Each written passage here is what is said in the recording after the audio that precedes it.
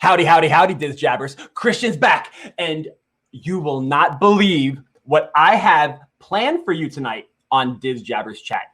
We're on episode, it could be 7, it could be 8, it could be 9. What I do know is that we are on season 3, and I am telling you right now what I have in store for you. It doesn't even matter what the episode number is. It doesn't even matter what season we're in. We are going to blast you to a little place called Disney World. And what are we going to do in this little place called Disney World? We're going to make something for you. Something coming straight from Disney. I can't tell you what it is. I don't want to tell you what it is, but you will know in a very short time. So without further ado, I would love to tell you about today's guest. Tonight's guest. Today, it doesn't matter. It's almost nighttime. And guess what? I'm going to give you a little hint. It's 5 o'clock somewhere, and it is 5 o'clock where this vlogger is. Did I say vlogger? He could be a vlogger. He could be a YouTuber, but he's definitely famous. His name is Cam Mac, and his channel is Cam Mac Adventures. Holding my breath and I'm ready to go. I'm falling right in and I'm ready to go. I found what I want and I know that we're on top, so I'll tap in and I'm ready to whoa. Holding my breath and I'm ready to go. I catch you laughing and I'm ready to go. You're holding the match, strike it and ignite my soul. I'll tap in and I'm ready to whoa.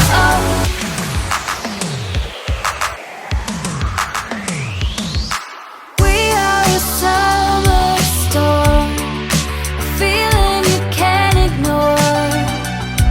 Do you ever stop to feel it caught in the afterglow?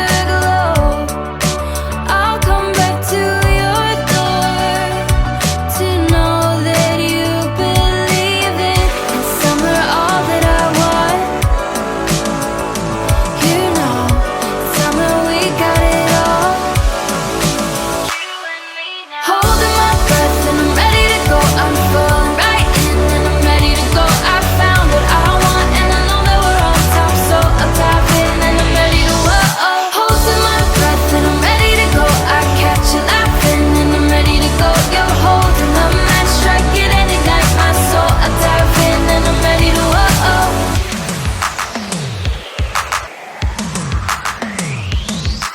We'll light it up again, the sky and our silhouettes, dancing on the pavement, caught in a perfect storm.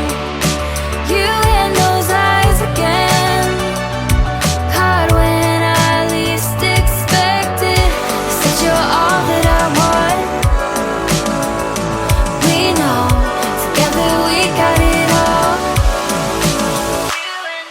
Holding my breath and I'm ready to go. I'm falling right in and I'm ready to go. I found what I want and I know that we're on top, so I'll tap in and I'm ready to whoa. Holding my breath and I'm ready to go. I catch you laughing and I'm ready to go. You're holding the match, strike it and ignite my soul. I'll tap in and I'm ready to whoa.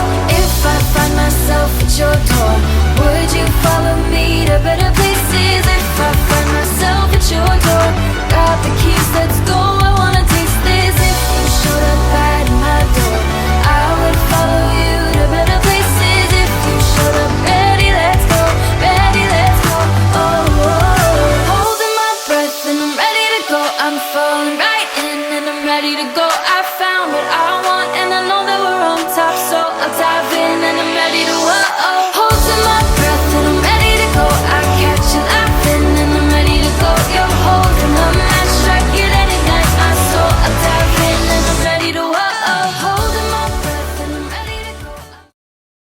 I am telling you right now, you just saw the montage. He does it all. He vlogs, he food reviews, he does crazy challenges, and we're going to learn about all of them. Without further ado, I would like to bring in Mr. Cam Mack. Hey, what's going on? Oh my gosh. Guys, this is Cam Mack from Cam Mack Adventures. Tonight's guest, do you see that? Kaboom, check out the bottom. He is fantastic. All right, so this is what I normally do, Cam Mack. I'm going to fanboy a little bit. I'm going to talk about how much I love you, without being stalkerish. And I've watched all your vlogs. I've watched everything, and we are ready to rock and roll tonight. DizJabberz. Tonight, I have brought you someone who is known as the Bippity Boppity Bartender. He's a bartender. What else is he, Christian? Oh, I'll tell you. He's a YouTuber. He's a vlogger. He is a food reviewer. He does challenges. He makes drinks. I think that's what everybody's waiting there for. What kind of drinks does he make? You're going to find out in a little bit. So, Mr. Cam Mack, let me tell you something. Can I call you Cam Mack? Are we simpatico enough for that? Of course. Yeah. Of course. All right. So, here's the deal. I came on to the, what do you call it? Onto the set, onto the stream. I came in contact with you when I was watching another channel have you on this game show. And you were sitting there with a few other people, and I'm like, all right, the few other people are okay, but this dude is legit. He's funny. He's like you were the man. You were the man on there. Awesome. And you're welcome. How I first fell in love, though, with the channel, and I think everybody out there knows about this, is your chip challenge and your hot nut challenge. That is the one that rings true for... what's he grabbing? Wait a minute. My souvenirs. Oh, I thought he was going to do it again. He's going to do it on the live stream for everybody. Never again. Unless there's a tougher one, I will not do these again, because that was so tough. All right. What I have to say to you is when I watched you, for the two of them, there was the chip one, right? Where you and your best friend were sitting there. He gave up quick. He tapped out. He tapped out quick. And he's guzzling milk and eating yogurt and ice cream. And then you're sitting there. I can do it. And you got up. You start dancing around, sweat, touching your eyes. Oh, God. That is so spicy. And I touched my eye. Wow. I don't care who you are. That is hot. And I ate like 1.5. The sauce, man, sauce. Oh, holy crap. We're not even at 2 minutes now. We're even at 2 minutes. Get the ice cream. It is so hot. Here's your ice cream. I don't care if it's dipped in. I'm not touching it yet. Stella! Oh. I need to do a lot. Oh yeah. Indian chants work. Dude, did it affect your eyes at all? You know what's so funny? Like, everyone in every review I read beforehand was like, do not touch your face. And honestly, like, it's a second nature thing you don't realize you do as much, even during quarantine. So there's like a huge bit of advice for like, if you normally touch your face a lot, now is definitely not the time. But I tell you, like, I went like this. I was like, oh, it's so hot. I had all the dust on my hands from the chip, and it instantly started burning. Like, it was so bad. Oh, but yeah. Everybody, Cam Mack, what I'm talking about right now. Okay, first of all, before I even go even further, guys, there's his YouTube channel right there. Please, Cam Mack Adventures, go like, subscribe, follow, all that other good stuff. Social media, he's got it all. Thing is, this guy right here is totally winning subscribers hand over fist by doing crazy things. He goes on pub crawls, which we're going to talk about. You know what? I'm done with talking about this part. I need to know about that peanut challenge thing that you did. Honestly, dude, what inspires you to do that? Like, what makes you say, you know what I'm going to do? I'm going to eat the hottest nut in the world, cry on screen, and just show everybody my feminine side. No, seriously, like, what makes you say, I'm going to do this? Whew. Big shout out to the Death Nut Company at Blazing Foods for creating this challenge. Got my director, Alex Mack, behind the camera telling me we're almost at 2 minutes. We're like, not even at 1.5 minutes. I appreciate the encouragement. This sucks really bad. And it's definitely real. My fingers are literally tingling right now. I got like tingles on my fingers, almost like they're going numb. We're letting some cold air in right now.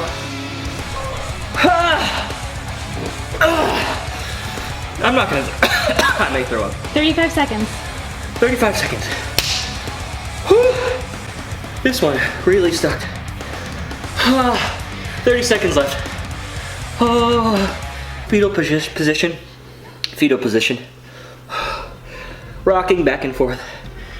Yeah, to be honest with you, like I knew that I wanted some sort of like a hobby channel for my YouTube because I actually have some really close friends in the Magic Dads and the WDW couple, and they're really good friends of mine. So they're probably going to check this out. And if you guys are watching, thank you so much for giving me my start and all this. I actually went on VIP tour with them on the day that the Rise of the Resistance opened, and it was so eye-opening because like I realized that they have a lot of followers, they have a lot of subscribers, and people that love them, you know? And so my thing is like, I've been around the theme parks, I've been around the Disney and theme park culture in general for years. I've worked in and around Universal and Disney. And I got to tell you, like the big thing for me is I realize that these people are getting notoriety, if you will, and people that love the stuff they do for just doing what they love. And so for me, like it was an obvious decision to move forward and different things like that. But I didn't want it to be secular to specifically one theme park or one environment or one restaurant, you know, because there are people that do those things and eventually they get so stuck in that niche, if you will, that they can't branch out. And for me, I find myself like very much a little bit of an improv comedy. So whatever comes to my head, you know, that just immediately springs out to the video and people have been very receptive to it. But I've also noticed that there are certain challenges that I've done and things that I plan to do that I'm just a little tougher than the rest. So when it comes to things like that, when it comes to immense amounts of spicy, I knew I could handle them, but didn't know how far I could take it. So that first one chip challenge really was the pinnacle of like what I could handle. To tell you the honest truth, I knew I could handle large amounts of spicy. And if you can imagine, are you familiar with the Scoville scale? Yes, of I watched that. I watched the Hot Ones thing with Gordon Ramsay. That's my favorite episode. Love it. Love it. Yeah. And for me, like the Scoville scale of a jalapeno is usually between 1 and 6,000 units. And the one chip challenge goes all the way up to 1.9 million Scoville units. God. So if you can imagine 10,000 times as spicy as a jalapeno pepper, you know, you're in for some serious danger. And honestly, like I knew that was pretty tough on itself, but I put more hot sauce made from the Carolina Reaper pepper on the chip. And my friend didn't finish his chip, so I finished his chip, which then I went like 1.5 chips and hot sauce in. Tell you the honest truth, like it was painful and scary. But you know what? I decided to crank it up a notch further because everyone's got newer challenges. As people keep pushing the envelope, it just goes further, right? So I heard of the Death Nut Challenge. And what I did was I bought this and checked it out. There's 5 levels of spicy, and you'll see in the video when you check it out that as it gets hotter, honestly, by level 3 is where the Carolina Reaper pepper is, which is what the chip is made of. So I can tell you, after doing the first challenge, by level 3, I was at a similar level of heat. Okay. So when I got to 4, and when I got to 5 and had to last for that last 5-minute burn of like just sitting there without drinks or food. This one is covered with 13 million Scoville unit powder, so it's 23 times as hot as a jalapeno. 23,000 times as hot as a jalapeno. So if you can imagine just how spicy that might be, I honestly was in a place where I felt like it was probably comparable to getting maced. It was like pepper sprayed at the face. It was so bad. And like, would I do it again? Absolutely not. Did I do it for a great video to keep the fans happy? 100%. Dude, you start banging your hands on the table. I'm not kidding. This sucks. This sucks so bad. It wasn't totally just sucks. Oh, dude, I appreciate you checking that out. Seriously, like the one thing for me is it wasn't just doing it to try to keep my head out of how spicy the mouth was. Yeah. The nut challenge, I read some reviews of people having like out of body high experiences from how hot it was. And I'm not kidding. My fingers initially from the palms started to tingle. Like I felt tingling at the tips of my fingers, right? But then it became actual like searing pain. My hands were actually at the point where I felt like they were seizing up. They were in so much pain. And I'm not just being dramatic. Like I can handle insane amounts of spicy, but I started getting this like I was going to pass out. It was so hot. Oh, dude, You were on there, and you could see the pain in your eyes. You started off first with the chip. You were like, I could eat a whole bag of these like Doritos. I'm like, that dude is crazy. He's crazy. And then you're like, I could eat these nuts. I'm good. I can eat a whole jar of these. Don't worry about it.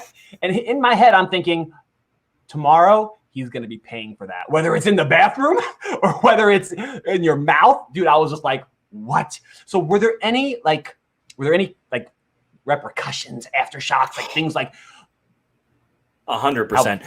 So I will say that the one thing that I tell people about that, because people have seen both of the challenges and reacted like accordingly, like, man, yeah, not only is that incredibly tough, it's incredibly stupid. And I'm like, yeah, I couldn't agree more, right? But I will tell you that the Death Nut Challenge was the tougher of the two.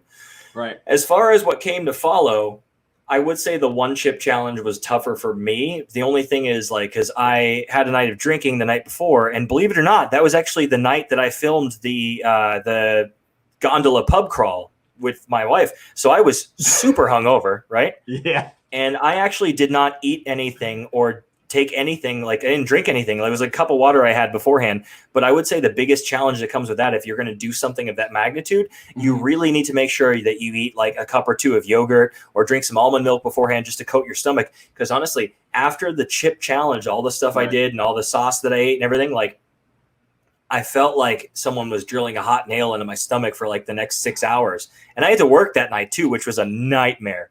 But like, I can tell you, the Death Nut Challenge, I came in a little more prepared. So there weren't many more repercussions, but I would say that the one chip challenge, it was just searing pain from the throat down all the way where you can't even imagine it.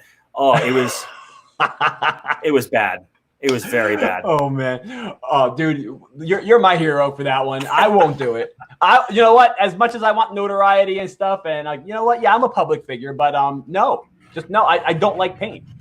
Because, dude, honestly, in my head, I'm thinking a paper cut is bad. That was probably a paper cut all over your body and my hands. Go. And I think you might have saw Jesus at one point, because I think you kind of like looked up in the sky. You were looking up, like, what is this guy doing? I looked up and saw like Oprah and Tom Cruise and Jesus and SpongeBob. They were all up there. It was all insane. Like, there were twinkles in my eyes. Like, I didn't know where I was for a moment. Pretty terrifying. Oh my God, that's the best thing I've ever heard. Oh, all right. So he has some great things like that. He also does this pub crawl like he just mentioned. And if you watch the pub crawl like I did, I watched it twice. You watch how he starts off totally sober. And by the end, he's not stumble bum, you know what I mean? But he's like, all right, let me tell you guys something else.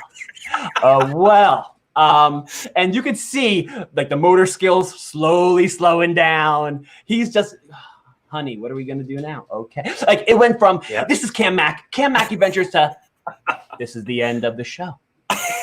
What? You know? So it was awesome. Hey everybody, welcome back to the Cam Mack Adventures. I'm Cam Mack and this is my wife Alexandria Mack. We're here at Disney's Hollywood Studios at the Skyliner that takes you from here to Epcot and all the resorts in between. Speaking of all the resorts in between, we're going to be doing a pub crawl across everything that the gondola stops at. Delicious. Cheers. We're going to drink them and leave, but this is the Jedi Mind Trick. It's a grapefruit and rosé themed vodka drink, and let's hope it makes me do Jedi Mind Tricks. You will love me forever. This one's going to be like a mango guava rum lemonade. It's delicious. It's really good. I don't like drinks like this usually, but man, this one I could order again for sure. And rum is the devil. Delicious. Thanks for sticking with us to this Disney Gondola Skyliner pub crawl. We went to a lot of different places with a lot of different drinks and a lot of different food. But ultimately, we ended up here at the boardwalk in one of our favorite places, which is Jelly Rolls. We had so much fun at Jelly Rolls tonight. This is a perfect cap to the perfect evening. We had so much fun. Like, to tell you the honest truth, when we got to the end of those, like, I don't know, nine bars in 5 hours, oh man, we were toasted. So at the end of Jelly Rolls, when we got to Jelly Rolls, watched the dueling pianos, oh man, we called an Uber. I recorded the outro, and if you notice, Alex Mack, my wife, was the one that said all the things at the end. Make sure to like, comment, and subscribe. And I'm in the back just like this. I was just woof. I was gone. Oh, that's great. Not that it's great that you were gone, but I'm just telling you, just that it was on camera. Those kinds of moments, those will make you. Those will make you. And you also make all these different drinks. Now, everyone, all you DizJabberz out there, he goes also not just by Cam Mac Adventures. He has this special segment, part of his show, the Bippity Boppity Bartender.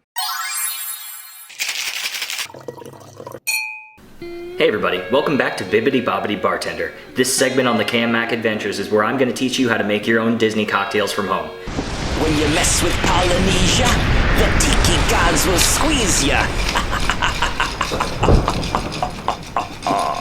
This is the Aoa. Oh man, that is delicious. And he makes drinks from Epcot. He makes drinks from Universal. He makes drinks from different restaurants, different bars. And he has worked at a number of bars in Disney. And I'm not going to share them right now. I'll put that somewhere in the show later.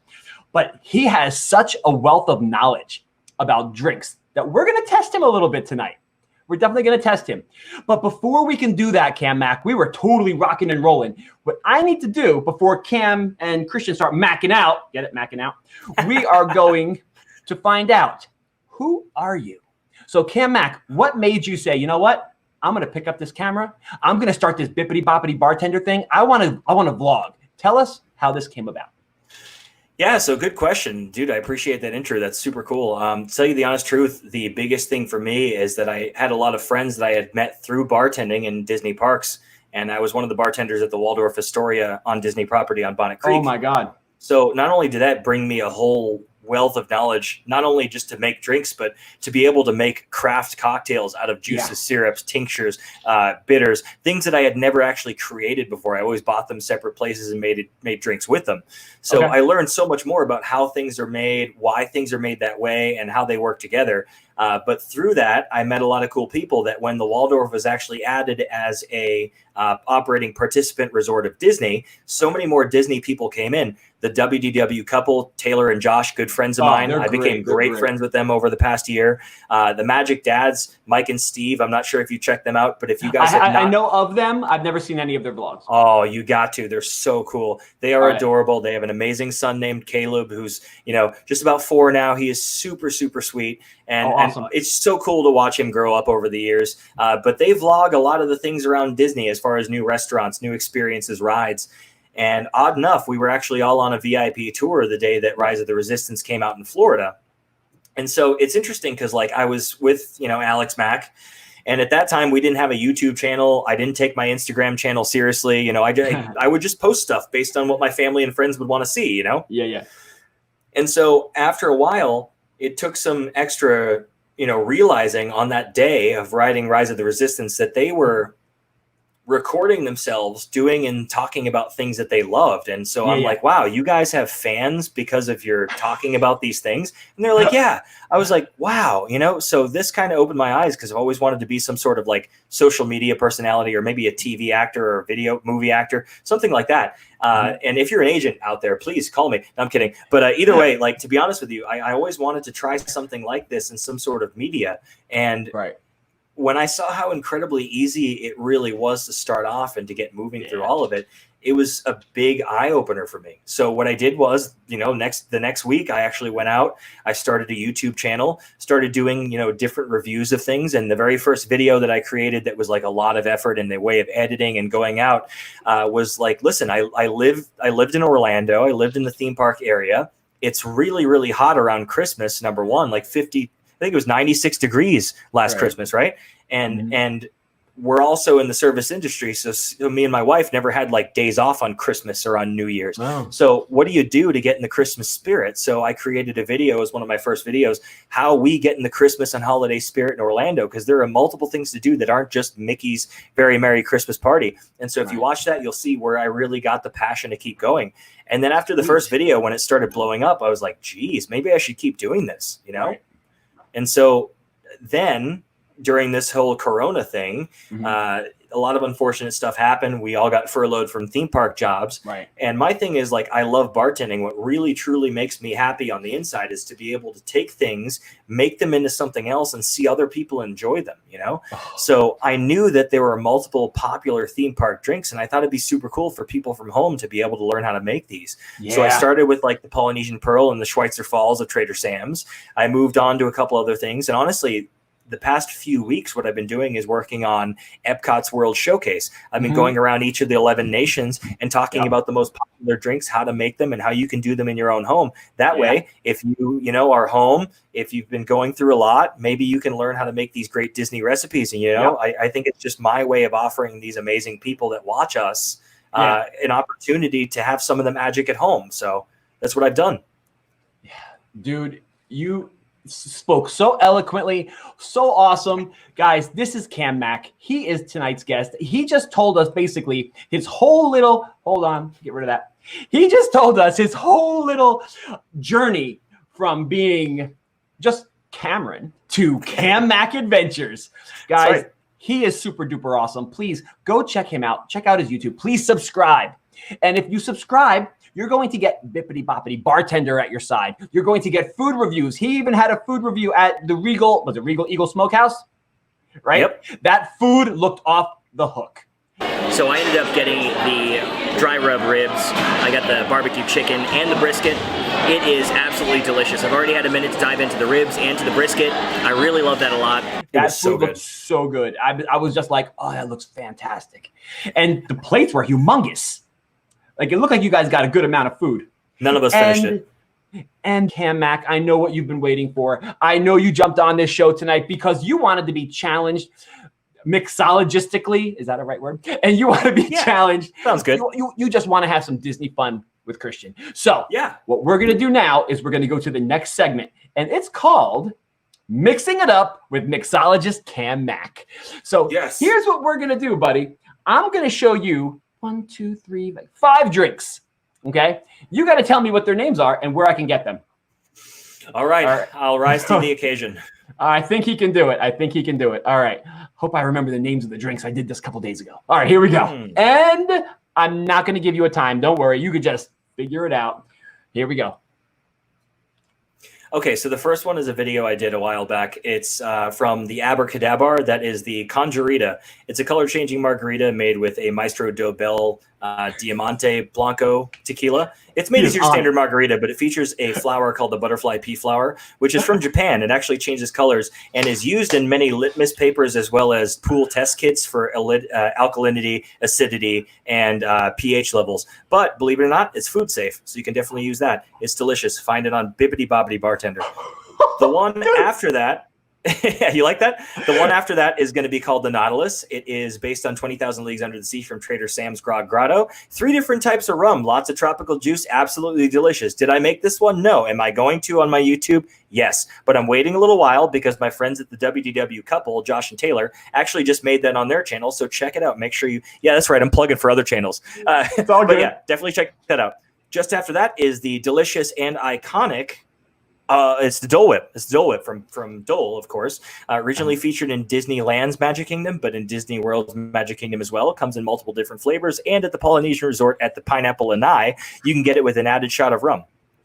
Spiked Dole Whip, that, I don't recognize the specific drink, but I can tell you that the style of bowl drink that is served that way is usually served at Paradiso 37. Okay. Paradiso 37 usually has these bowl-style mojitos, margaritas, Mai Tais, things like that are very, unique to Spanish and Brazilian culture. That specific one, let's take a closer look and look at the glass. I'm seeing it kind of looks like Hurricane Hannah's from the beach. It is Hurricane Hannah's. Bring it home. Bring it home. So my guess is that might be the Shipwreck Punch or something, right? Does Category 5 sound right to you? Category 5 Hurricane. I can give you the recipe for that. It's a lot of rum, usually made with passion fruit juice. Let's see, orange juice, pineapple, grenadine. It's your standard tiki drink. Very delicious, but it's available at the pool at Hurricane Hannah's right in the middle of the beach club. After that, that's a very old beverage. I haven't seen that in like 7 or 8 years. Really? Let me place a guess here. I just had it Obviously, a to couple make years ago. it blue, it's got blue curacao. Really? Okay. So blue curacao is a main ingredient. It's got those peach wheels. So obviously, probably has peach schnapps in it. Wouldn't know the name, but you know what? I'll throw a guess out there and say it was probably made at the Contemporary at the Outer Rim. Let me throw. Really? Outer Rim. Was I spot on? Outer Rim has it, but also Bay Lake Tower in the lounge. Oh, I knew it was somewhere over at the Contemporary Bay Lake Tower area. Okay.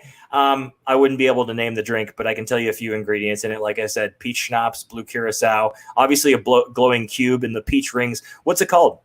It's the Seven Seas Lagoon, the Seven Seas drink. I asked you about that, remember?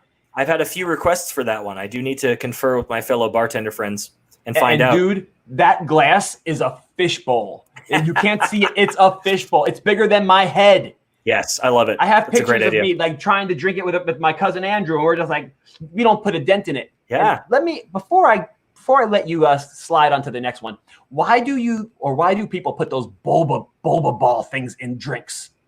That's a good question. So bobas are traditional to a lot of Japanese and Asian style drinks, like a tea, terrible. like a coffee.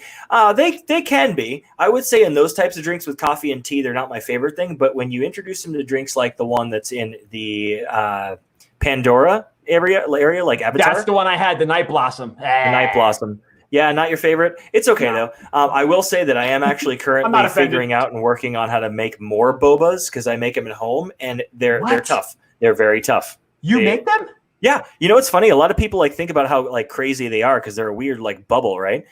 But no one ever thinks about how they're made. They're made with a tapioca flour. They're very, very hard to make. But when you get them right, they introduce some cool flavors to some cool cocktails. They're not my favorite thing, but I've done them for parties. I've done them for events. I've done them for other people. I even taught a friend of mine that wanted to open his own tea and coffee shop how to make them for his boba teas. So now he sells them. Let me tell you something, Cam. First of all, when you started spouting out all that knowledge, I'm like, this dude must be like an 18,000 on his SATs. Or just drink a lot. I don't know. Or he drinks a lot and he memorizes the bottle. Or could this guy be a real bartender? He absolutely is. I'm telling you, if you guys would ask him a question about, like we just did, hey, what drink is this? Well, it has parchment paper on it, and then you take this and you litmus paper it up, and you dip it in acid, and then you put it in your eye. Oh my gosh. Dude, you are fantastic. We're going to take a break from the questions for a second, my man. Perfect. And we're going to jump into something that I like to call the ABCs of Disney. Wow. All right. Yeah, I don't know if you know what to expect. You probably don't. You and I are going to tell a little story. Now, I'm a teacher. All right. And I'm all about creating things and having my students make really, really great stories. So what we're going to do is we're going to take the ABCs and I'm going to start the letter A. You're going to go to the letter B and we're going to tell a story, use a sentence starting with that letter. For example, if I'm letter A, as I was walking, I use this one every time. As I was walking down Main Street, I saw Aladdin buying a balloon. And then you would go with B. Before I knew it, Abu popped the balloon. And then I'll go with C. And then we're going to go on and just build a Disney story from there. I love it. Sound good? All right. Yeah. So now I'm not going to start out as I usually start. So let me think. And by the way, this story can go anywhere and everywhere. And it normally does. All right. So here we go. A long time ago, there was a man named Walt Disney who created the Magic Kingdom. Before theme parks were cool, Walt decided it would be a great place for families of all kinds and parents to get along and interact with their children in a theme park environment. Ooh, I'm getting schooled tonight. Creating Walt Disney World was his dream, and it opened in 1971.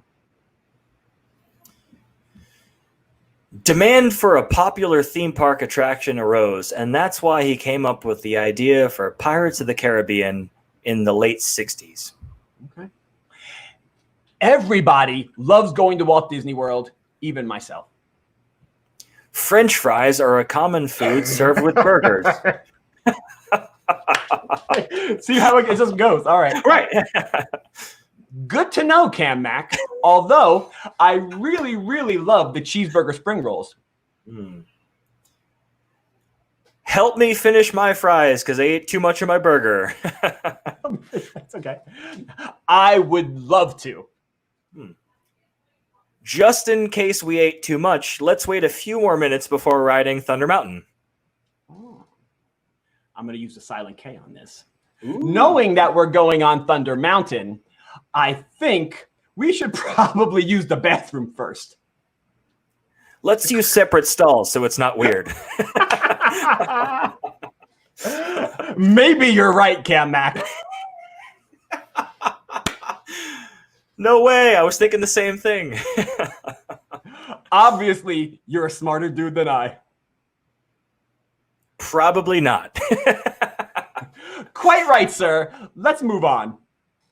Right you are. Now it's time for Space Mountain. Space Mountain is one of my favorite rides. Tomorrowland is home to Space Mountain.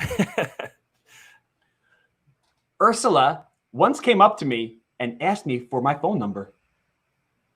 Very weird. She has 8 tentacles and you've only got 2 arms. That would be a weird hug. Well, I did go on a date with her once, but I can't talk about that on here. Xylophone is an instrument featured in Under the Sea.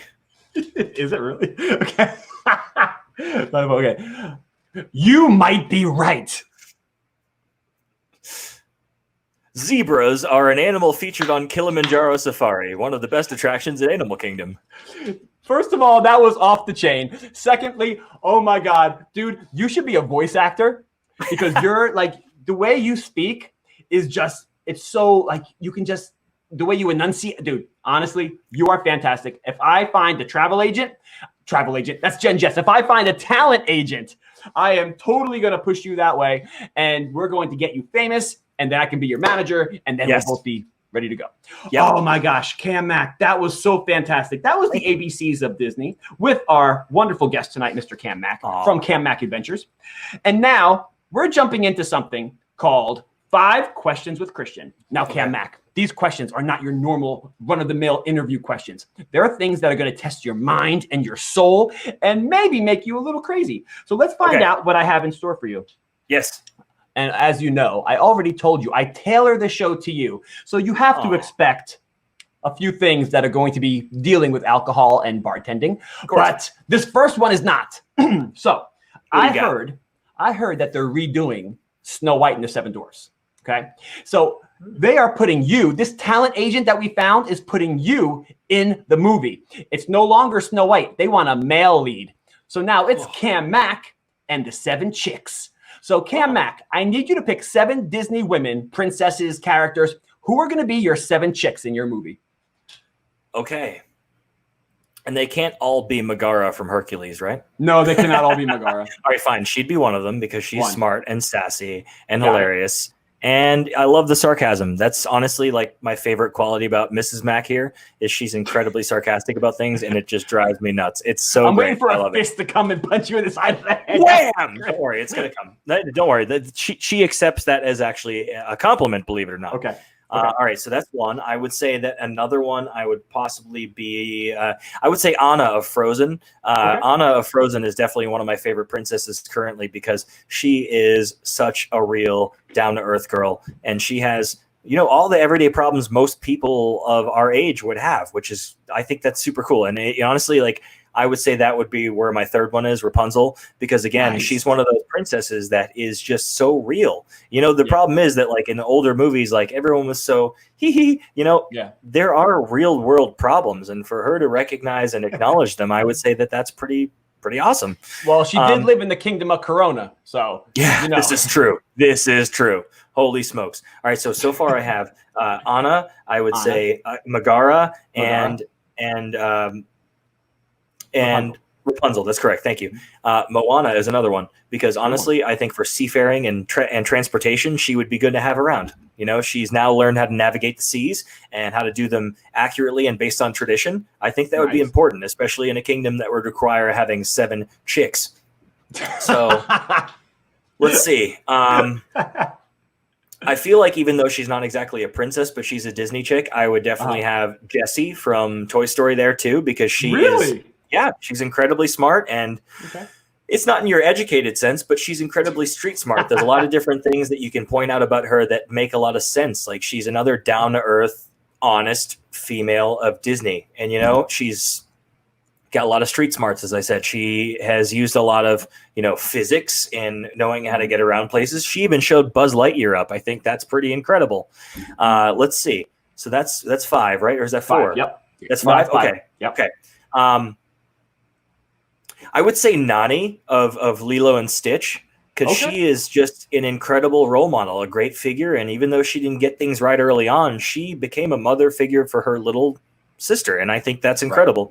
So yeah, obviously I'm recognizing a lot of powerful figures that are females, and I think that's really important for all of us to do, because not every princess needs, you know, a man. Not every princess needs someone to keep them, you know, centered, if you will. Yeah, of course. Like, they can handle themselves. A lot of these princesses these days, a lot of these Disney girls are doing it themselves, and I think that's super important. Not every girl needs a man.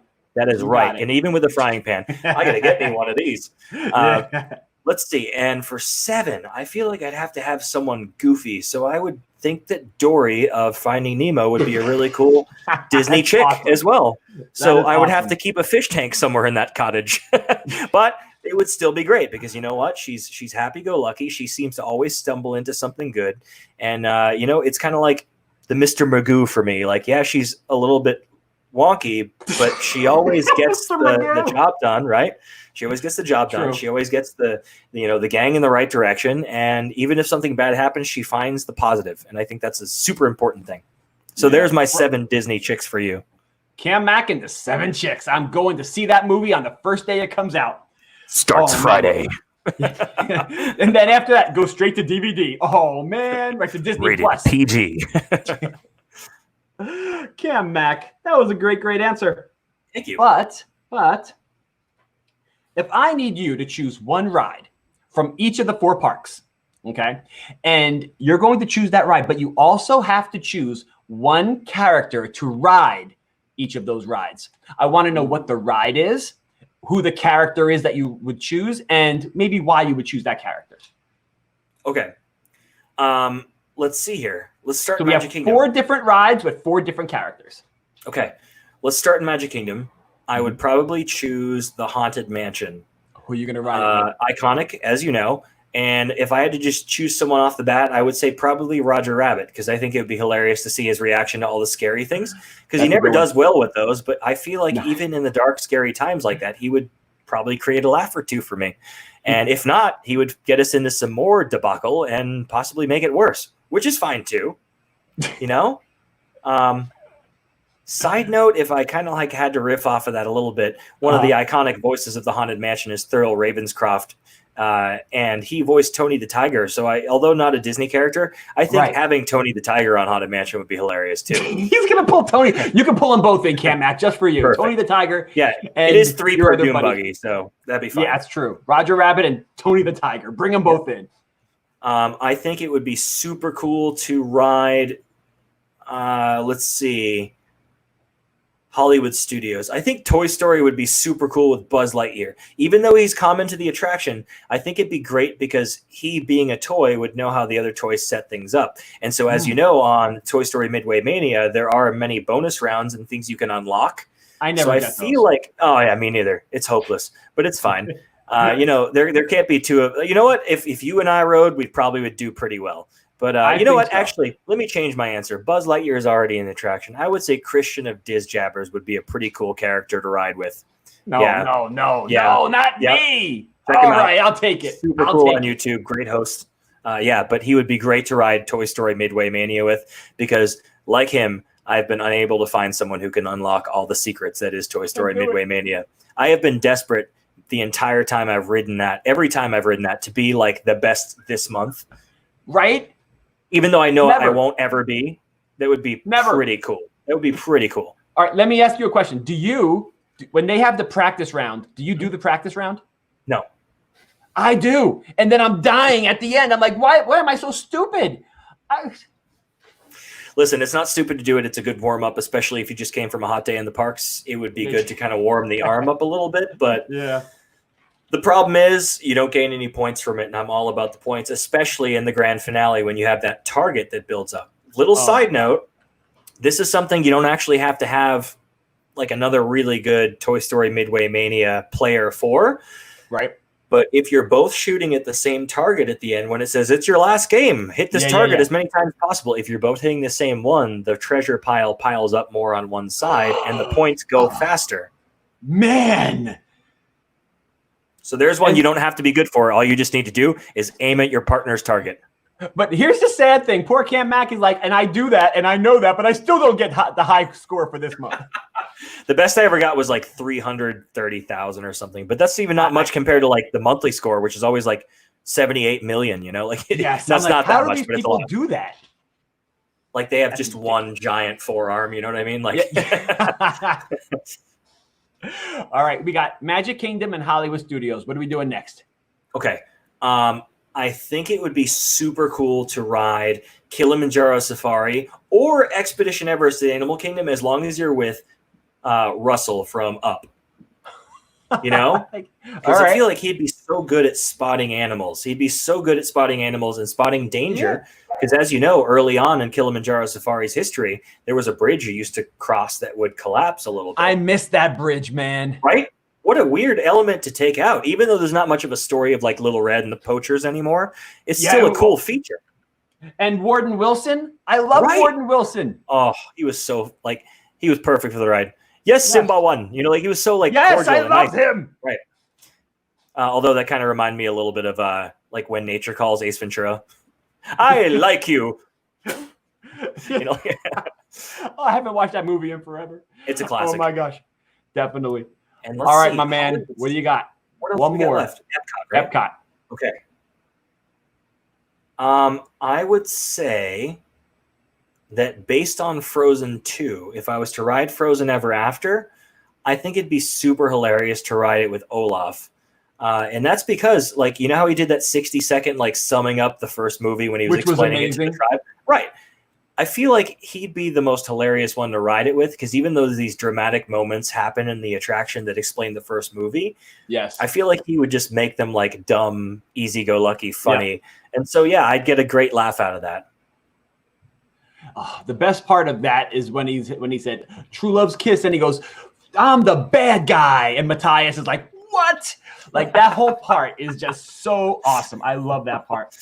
Awesome. Cam Mack just totally schooled all of us. He maxed out with one of the 5 questions from Christian, but there's 3 more left, my friend. So let's see how you do on these. Now, I think you're going to enjoy this one. So this one's 2 parts. Tell me what the hardest drink you ever made was. Okay, let's see here. Hardest drink I've ever had to make. Mm-hmm. I would say that nothing in the realm of bartending for me has been hard.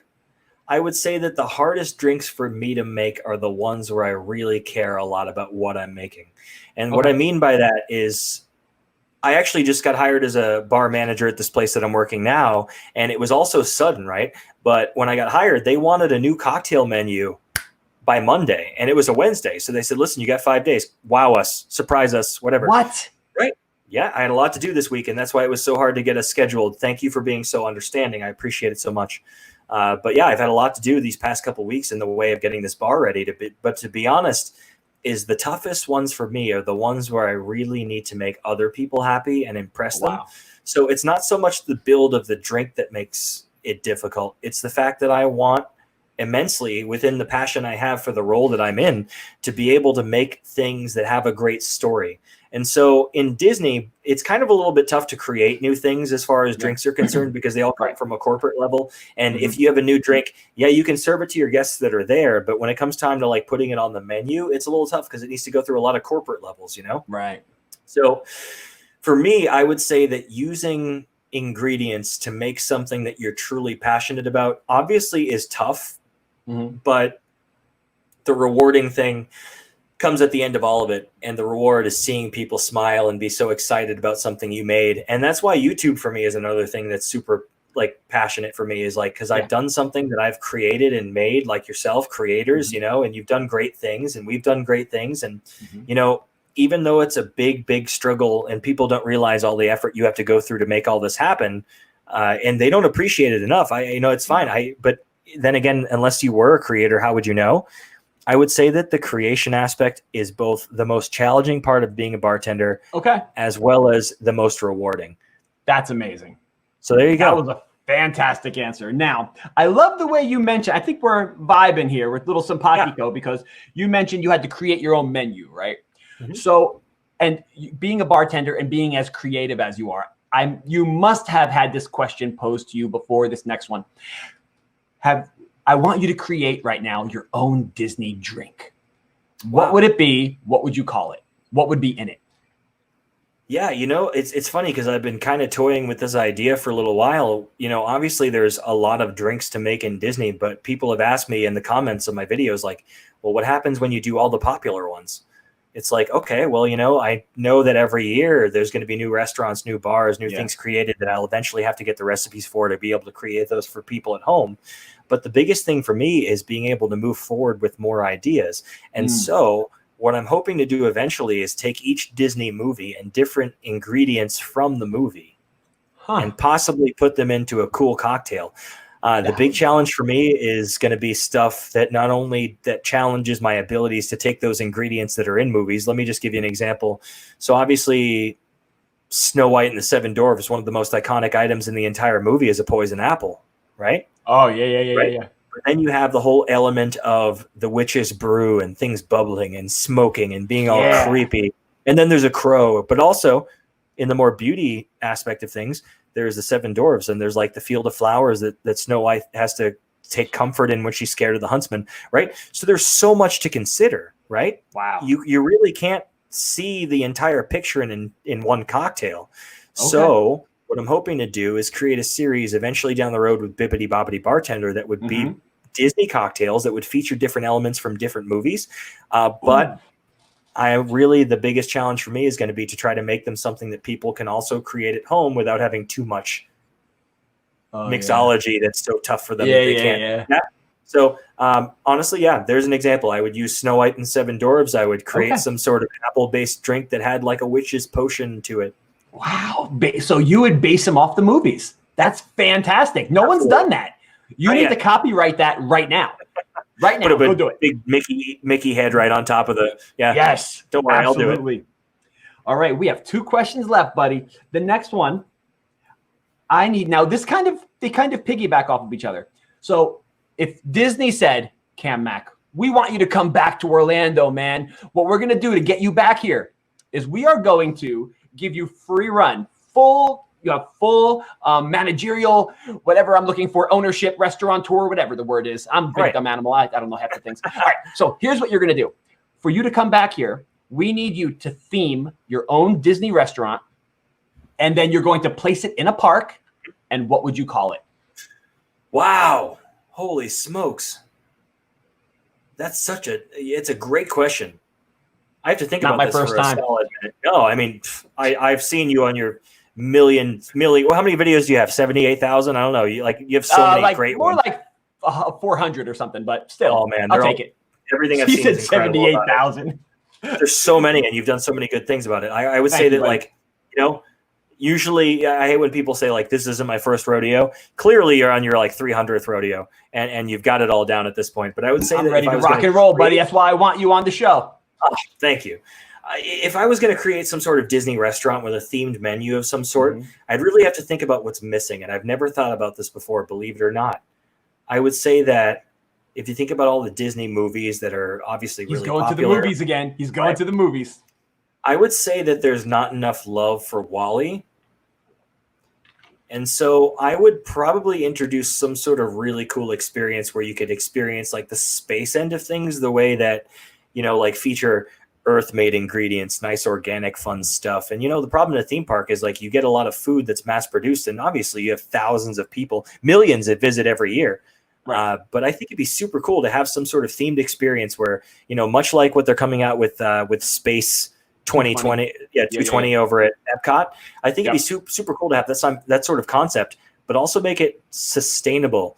Kind of incorporate it maybe with the land, living with the land over at Epcot, because you have all these sustainable ingredients, like the earth is being regrown.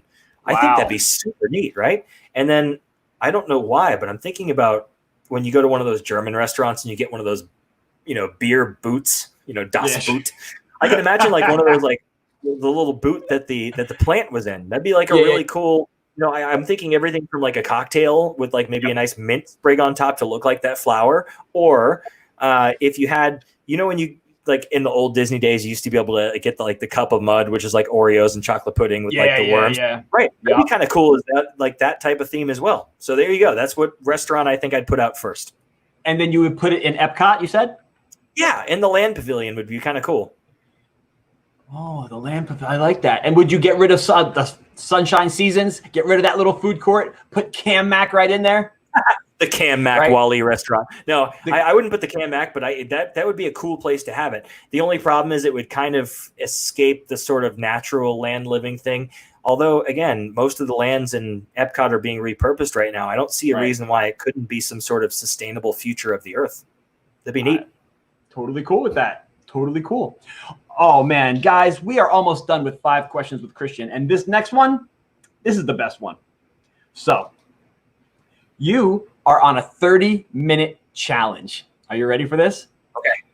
All right. So, obviously, we're not going to do 30 minutes right now. But you have 30 minutes in your head. You need to go to each of the 11 countries, pick your favorite drink, slam it, and then move to the next one. Make your way all the way around in 30 minutes and still be standing up. So I need to know what drinks you're going to pick at each of the places. All right. So a lot of them are going to go back to the fact that I've done a lot of these on the Bibbidi Bobbidi Bartender series because they are the most popular. And I love, popularity on that type of thing. So I kind of stick with the crowd on that one. Not just because they're what people drink, but people drink them for a reason because they're that good. So, all right, let's go left. We start in Mexico. Mexico, I would start with the avocado margarita. Absolutely delicious. I knew it. And if I'm not feeling it that day because I'm not feeling like that slushy sort of margarita, I would probably go with the Maelstrom. Maelstrom is habanero, lime, spicy. I love spicy, as you know. We know. So that'd be a great one. That'd be a great one to start with. And then as long as it's Food and Wine Festival, there's actually a drink that they introduced called the Fortune Cookie, which is in China. The Fortune Cookie literally tastes like a fortune cookie. No way. And it's liquor? It's alcohol? Oh, yeah. It was incredible. It was delicious, right? And one of the things I ended up buying like a food from the booth at the festival, and it had a fortune cookie with it. So if you watch one of my videos about that, we did the Festival of the Arts.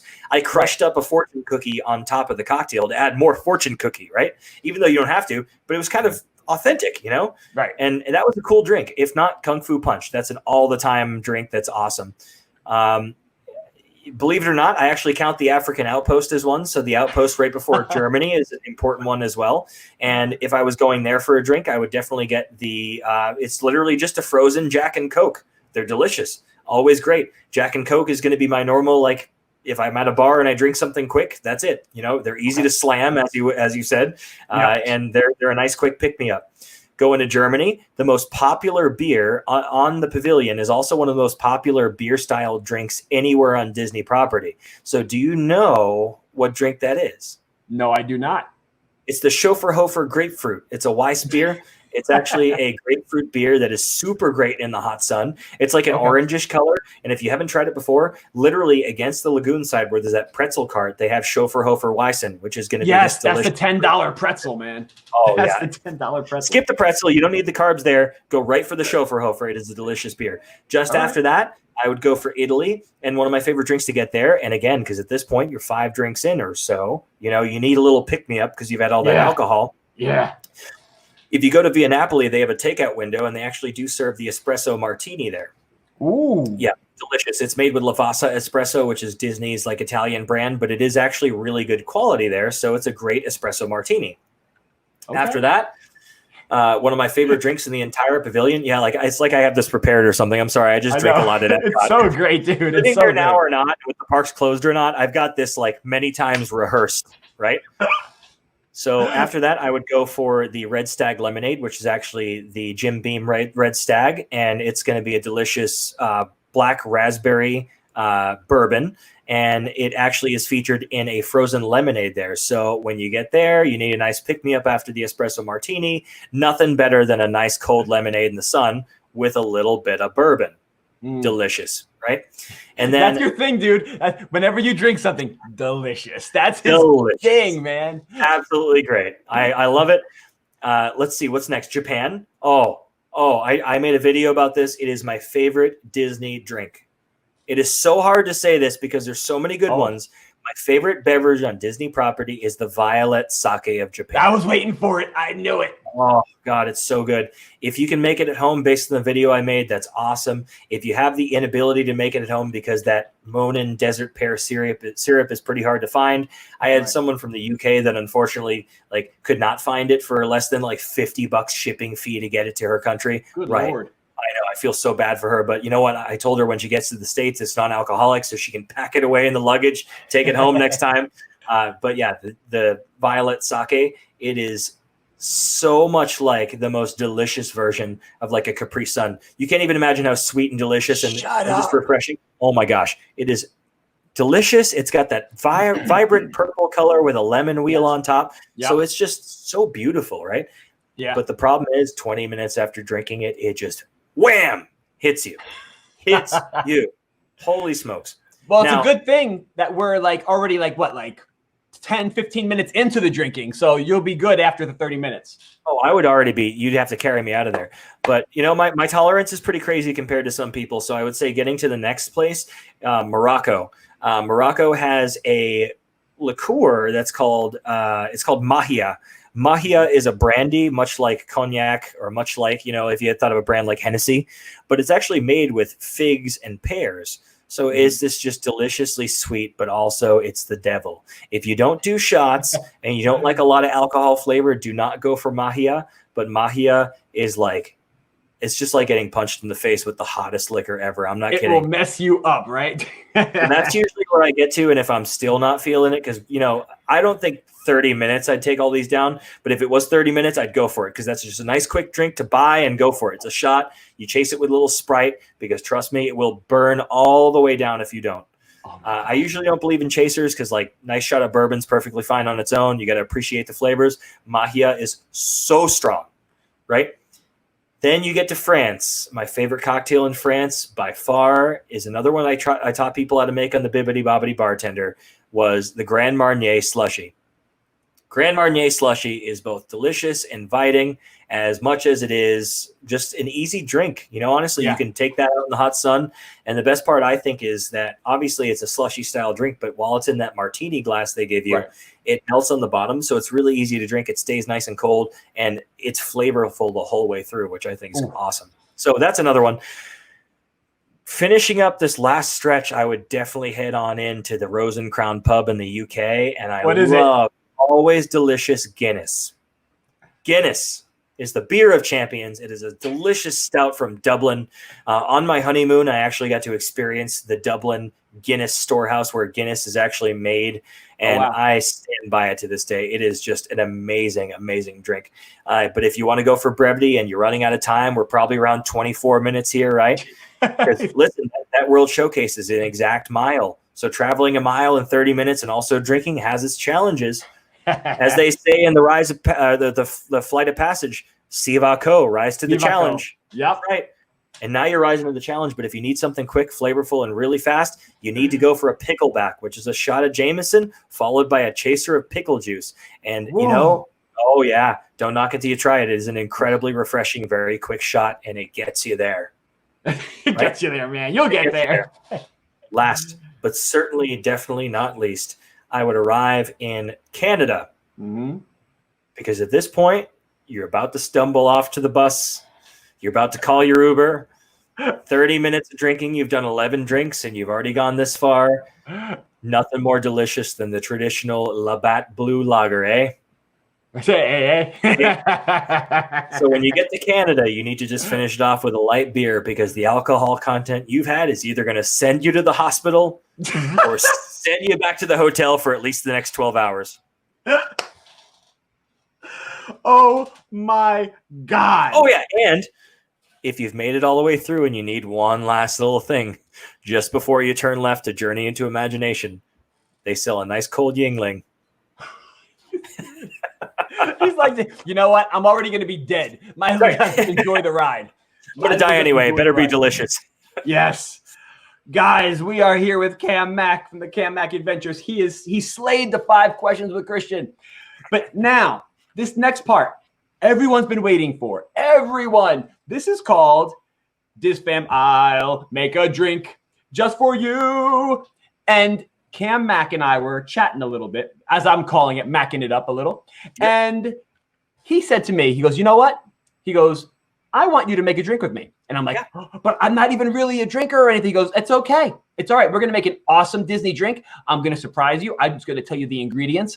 But I couldn't do this alone. So what I had to do is I had to bring in my friends, Harumami, a.k.a. Gary from the Diz Fam, and Jennifer Jess from the Diz Fam. They are sitting there waiting patiently to get their drink on, for lack of better words. So ready. Oh. So Cam Mack, what do you have in store for us? Today, I'm going to teach you how to make one of the easiest drinks to make on Disney property, but also one of the most popular things that I call one of the Disney 25. You can find it at most places on property. So if they don't have their own formal themed menu like Oga's Cantina at Star Wars, Galaxy's Edge, you can find this in most places. It is called the Blue Glowtini. I've seen it. Oh, yeah. I've seen it. The Blue Glowtini One is of an my iconic favorites. I cocktail. love this. Oh, yeah. It's easy to drink, just as easy as it is to make. And I am so excited to share with you the recipe I have. I'm so excited. Great. I'm so excited. All right, guys, we're going to take a quick station break and we're going to get set up. We'll be right back. This is the emergency broadcast system. This is not a test. Repeat, this is not a test. Stay tuned for further instructions.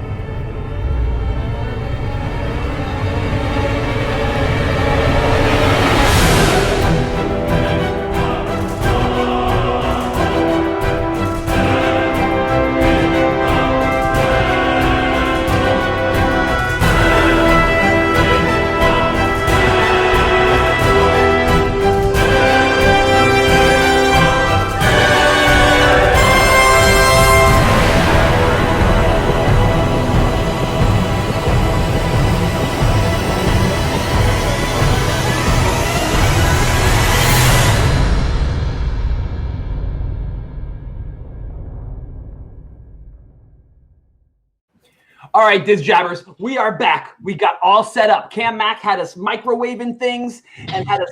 I had to use this probe over there.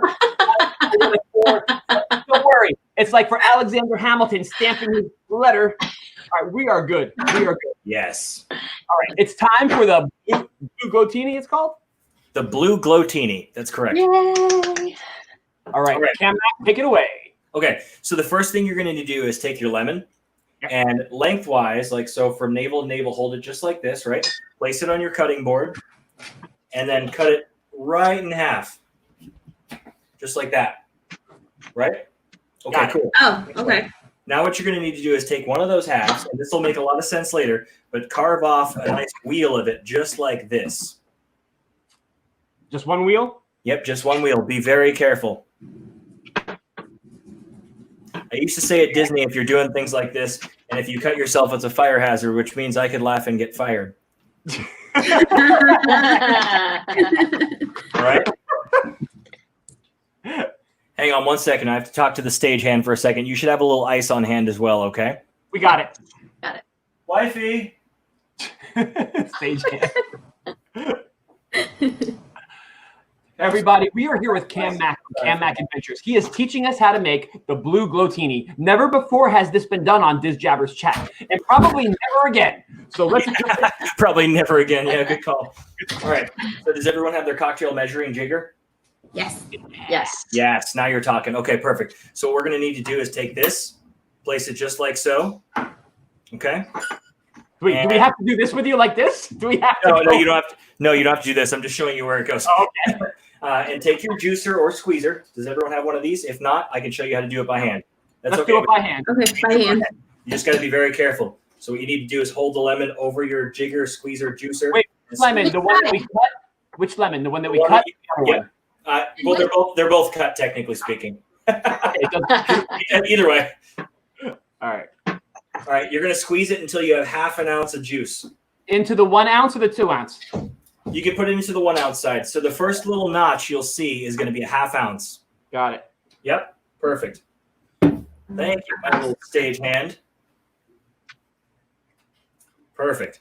So what you'll want to do is take that and put it just like this. Yep. And then you see that second little notch above the first one? Yes, sir. Mm-hmm. Okay. Yes. What you're going to want to do is take your lime, cut it the exact same way. And you don't need a wheel out of this one, but you're just going to cut it in half, just like so. All right, I got my ounce of lemon juice. Half ounce. Half ounce. Yeah, Right. you're in the right spot. Oh, yeah, I'm okay, got it. Squeeze a little bit of lime juice, not too much, but just enough to like get up to the next line. Okay. Squeeze that on in there. Limes are a little bit tougher to squeeze than lemons, so just use your hands. I have a juicer, but since I forgot to tell you all to buy one of those, we're doing it like a couple cavemen as well. So is it going to the next line? We're going to get up to an ounce or no? That's Yeah? going to get you to 3/4 of an ounce. Oh, got it. The next line up 3/4, right? Got it. Yep. At this point, if you have a spoon and you happen to have gotten any seeds in there, oh, yep, Haru's doing it perfectly. Exactly. Take out any little seeds, Yep. just like that. And you're going to pour that directly into your shaker, just like that. Okay. Yep. Then you're going to take your simple syrup. Oh, I'll wait on Christian. Yep, I'm ready. All right, where's this go? That's going to go in your shaker. Okay. Okay. Yep. Okay. Got it. Got it. Yes, perfect. Then you're going to go for about half an ounce plus, just over half an ounce in your little jigger here with your simple syrup that we made of. And so for those of you watching, this is actually a combination of 50%, 1 cup of sugar and half a cup of water. So you're going to blend that all together and mix it. So it basically makes this delicious sugary syrup. So 3/4 of an ounce minus just a little bit on into your shaker, just like that. Exactly. Peach schnapps, everybody. Now, if you notice, I actually tell you in all the videos to go with the least expensive ingredients first. And the reason we did that is because you never waste the alcohol. If you put too much of the juice or too much of the syrup, you can always toss that because that costs a penny on the dollar. But this is where it gets expensive. So we're going to go for half an ounce, that first line of peach schnapps. Glug, glug, glug, glug, glug, glug. And what happens if you go over? That's okay though, right? It's going to be extra peachy. You'll be a little more drunk It's than all. okay. That goes in. Okay. That Extra goes in. alcoholic. You have to drink it and then start again. Right, exactly. Half ounce of the peach into the. Yep, on in there. Okay. Same thing with blue curacao. So it's going to be this blue-orange liqueur. Yeah. Yep, half an ounce of that. And that's going to give this drink that vibrant blue color we've been looking for. Got it. Right? Got it. Perfect. Now, citrus vodka. Oh, yeah. We're going to take that. And this is 1 ounce on this side. Go for the whole side. One whole ounce. 1 whole ounce. I love the sound. Glug, glug, glug, glug. Glug, glug, glug, glug. Now, I will say that this is actually super, super fun for me, not only to make cocktails, teach people how to do them from home. And it's fun for you guys because you get to enjoy a cool Disney drink and keep that magic going while the park's closed. Absolutely. The fun thing for me as well, though, is by now I would have made like maybe 13 or 14 drinks in the time that we've taken for this. That's good. That's good because now I can do it at my own home, relaxed. I don't have to make it for a million people lining up. Yeah. Mhm. Oh, Alex Mack is in line waiting for a cocktail. She said. It's we a paying customer. It should be just like this. I don't know if I can show you without spilling it. Just like this. Yep. Okay. And everyone got ice. Does everyone have any ice? Yes. So go for either the other side or just about a cup of ice. You'll need about 10 or 11 cubes on in your shaker. Okay. Maybe 13 cubes in here. They aren't even cubes. They're like, well, they're considered ice cubes, but I don't know what shape that is. I have them too, the long ones. Yeah, this one's long. The long cubes. Yep. All right. So once those guys are in there like that, and I dropped one, go ahead and tap the top of the shaker. We don't have that kind of shaker. We just put this on top.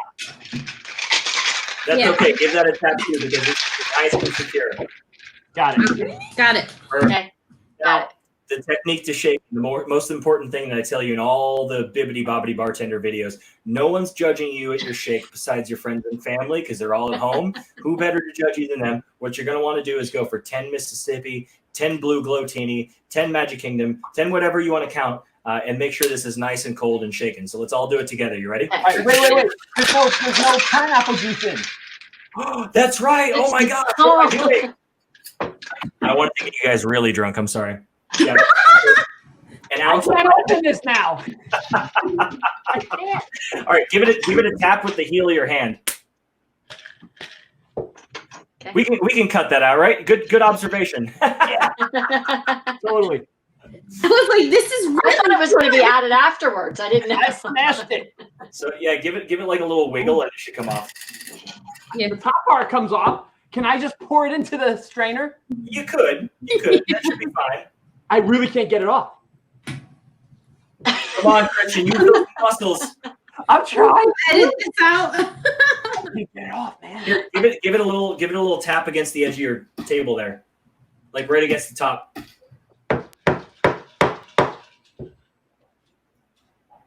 You dirty mother. Oh, this has to stay in. This can't. I'm dead serious. This thing is That's okay. We can pour it through the top. As long as you can fit it through those little holes, it'll be fine. I can fit it in there, yeah. Okay. Oh yeah, I'm done. This is never opening.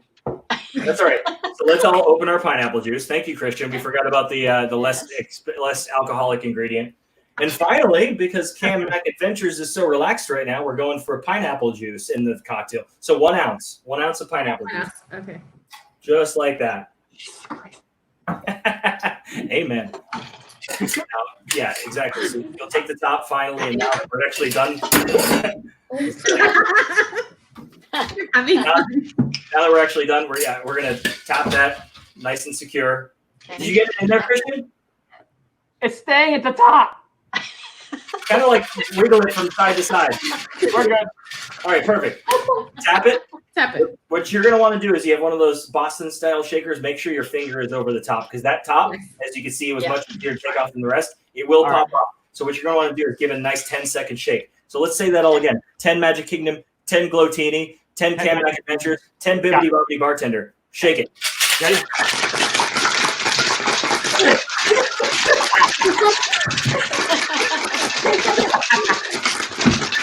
Oh my God, it's so cold. Yeah, it is. So cold. Those nice, tough bartending hands after doing all that. Right. Oh. You guys all have the Boston style, so just wiggle that little cap off the top. I'm going to give it a tap here, and what will happen is it'll separate, and that should make sure all the drinks at the bottom here. Right? So now we need to prepare our glass. What we're going to do is we're going to take our martini glass, or whatever glass you're using. Mason jar's fine. Yep, perfect. All right. So you're going to take that wedge of lemon that we had from before and literally rub it around the top edge of the cocktail just so you get that nice, see if I can get it in there. See that like nice glistening lemon juice around the top? Yeah. Right? Yep. Just like that. And now, if you have any sugar, place it on a plate or place it on a flat surface. Okay. It's okay. I can hang on for a moment. Perfect. Just like that. And what you're going to do is literally take the glass, place it down in your sugar, and just give it a nice roll through the sugar. And this is what's called rimming the glass. You're taking the glass, you're covering it with a rim of sugar, just like this. Once you got that done, hold it on up. Let's check it out. Oh, a sugared mason jar. I think you're giving me some ideas here, Christian. DizJabberz, if you're listening out there, mason jars for cocktails are even better. Heck yeah. Absolutely. Wow. Perfect. Ooh, you're ready. so like tropical and Hawaiian. I love it. All right. So take the glass. Yep. Place it on down. So what do we got that glows? Glow cubes, glow wristbands, cube. glow bracelets. Perfect.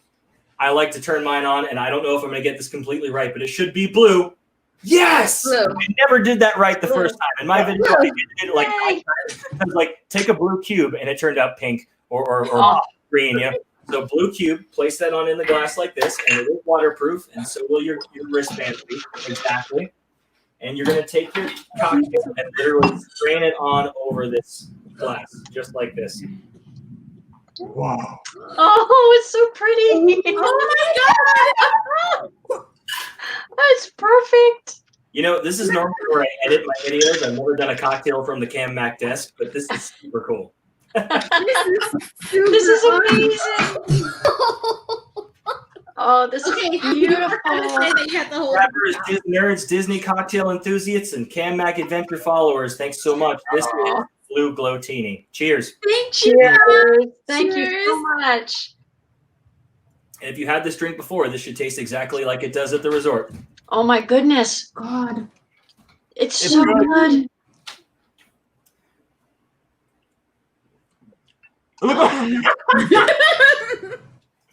I'm so happy. Now I'm going to make myself another one. No, I'm kidding.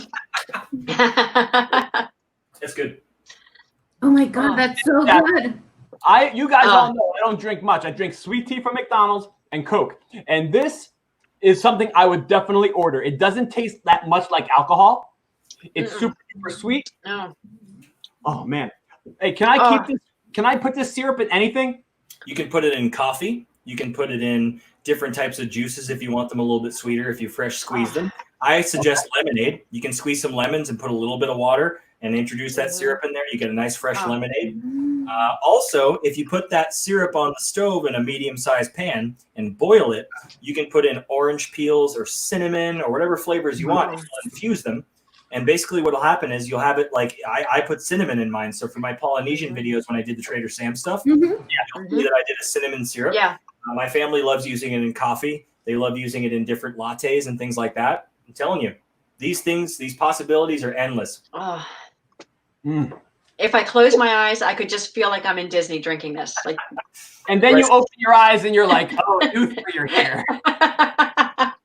No, then I open my eyes and see more bottles here. And I can go make more. I can make more. I can Yep. make them again Thank and you again. so much. Oh, this is wonderful. Thank you. Open it anytime. I order another set.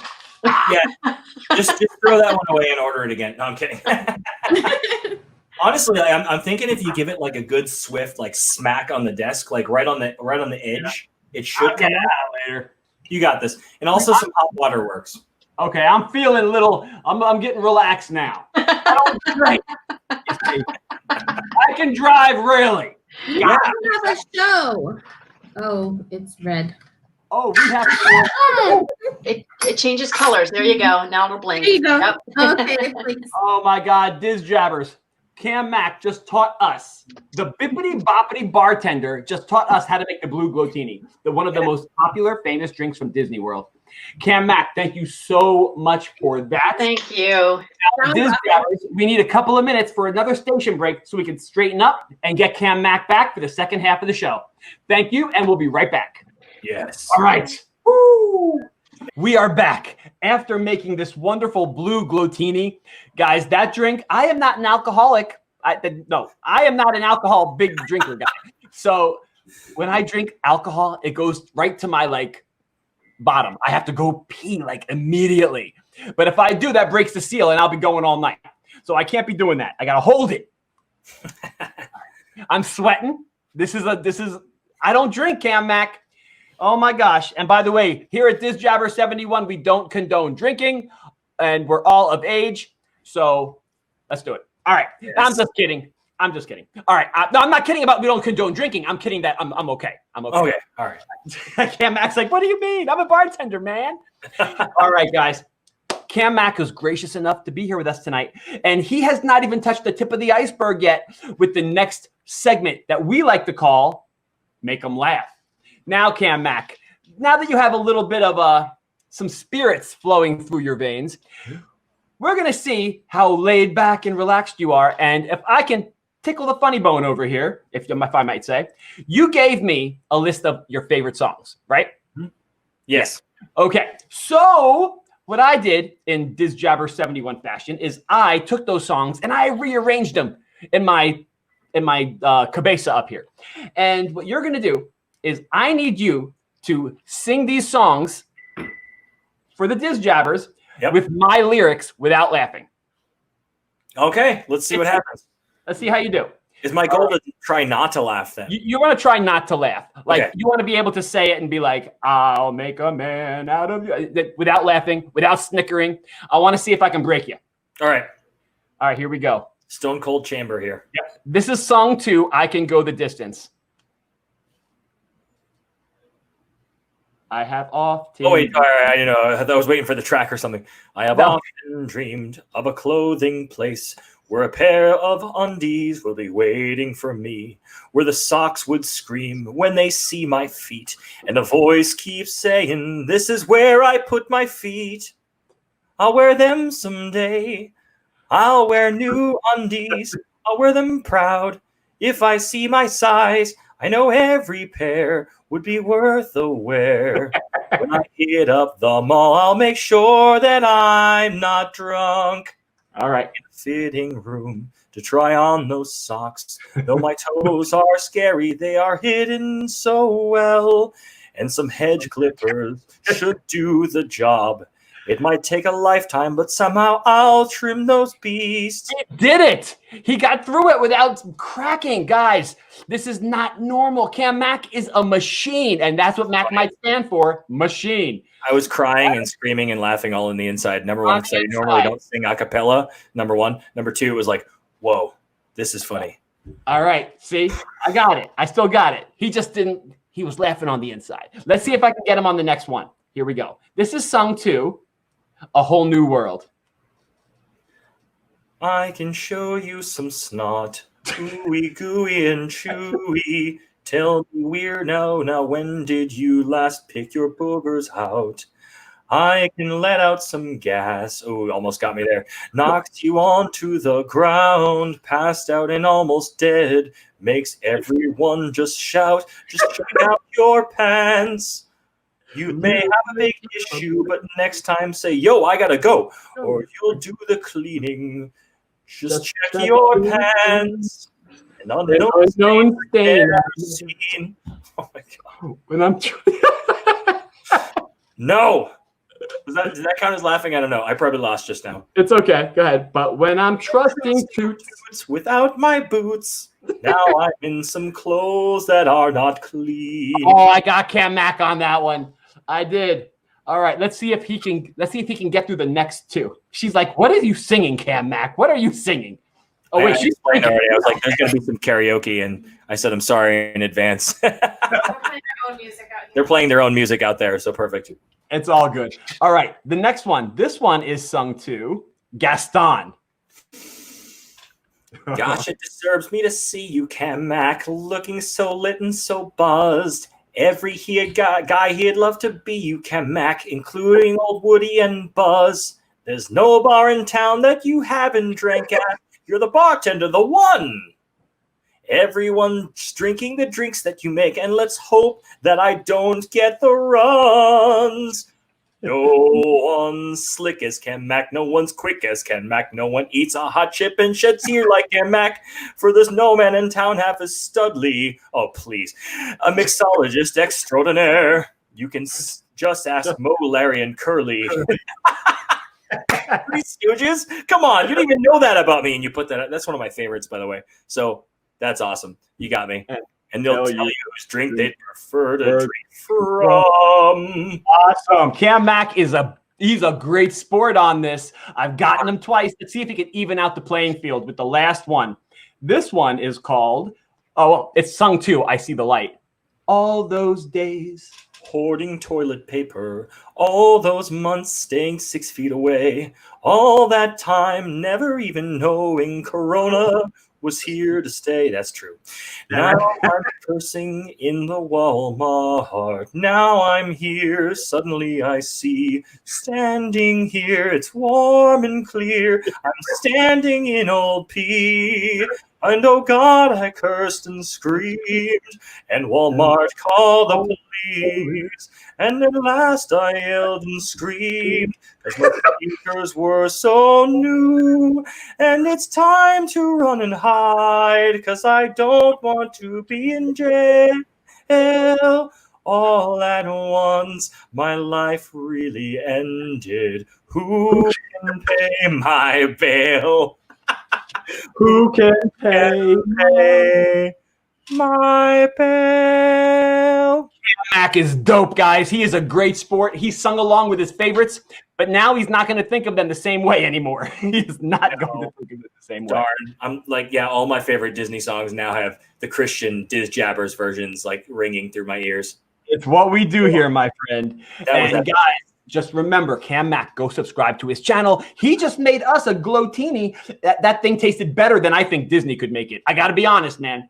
That was one of the greatest drinks I've ever had in my life. Even better than McDonald's sweet tea. And you're high up there, buddy, when it comes to McDonald's. You drink sweet tea and Coke, and that was better than McDonald's sweet tea? Mm-hmm. You're lying. I'm being honest, man. I know you like to flatter people. You lying. Hey, you know what? I do what I can just for you, buddy. You're great. Thank you so much. You're the man. You're the man. Ooh, all right. A blue glotini coming my way, made by Mrs. Did she make it? Okay. She sure did. This one's slightly green glotini, but green glotini. Wow. You don't have the glow cube. Oh, I don't have the glow cube. That's a different. Look, that's what Mrs. Mac made it on the show. Yay, she did it. Yeah, that's because she's a little she has a little liquor in her now. So she's like, I'll show my face. She gets all personable after that first drink. Kidding. Oh. Now what's great, Cam Mac, is that I purposely set up the drinking part before this one part, and this one part is called the lightning round 3.0. Okay. So this is where you're going to be timed.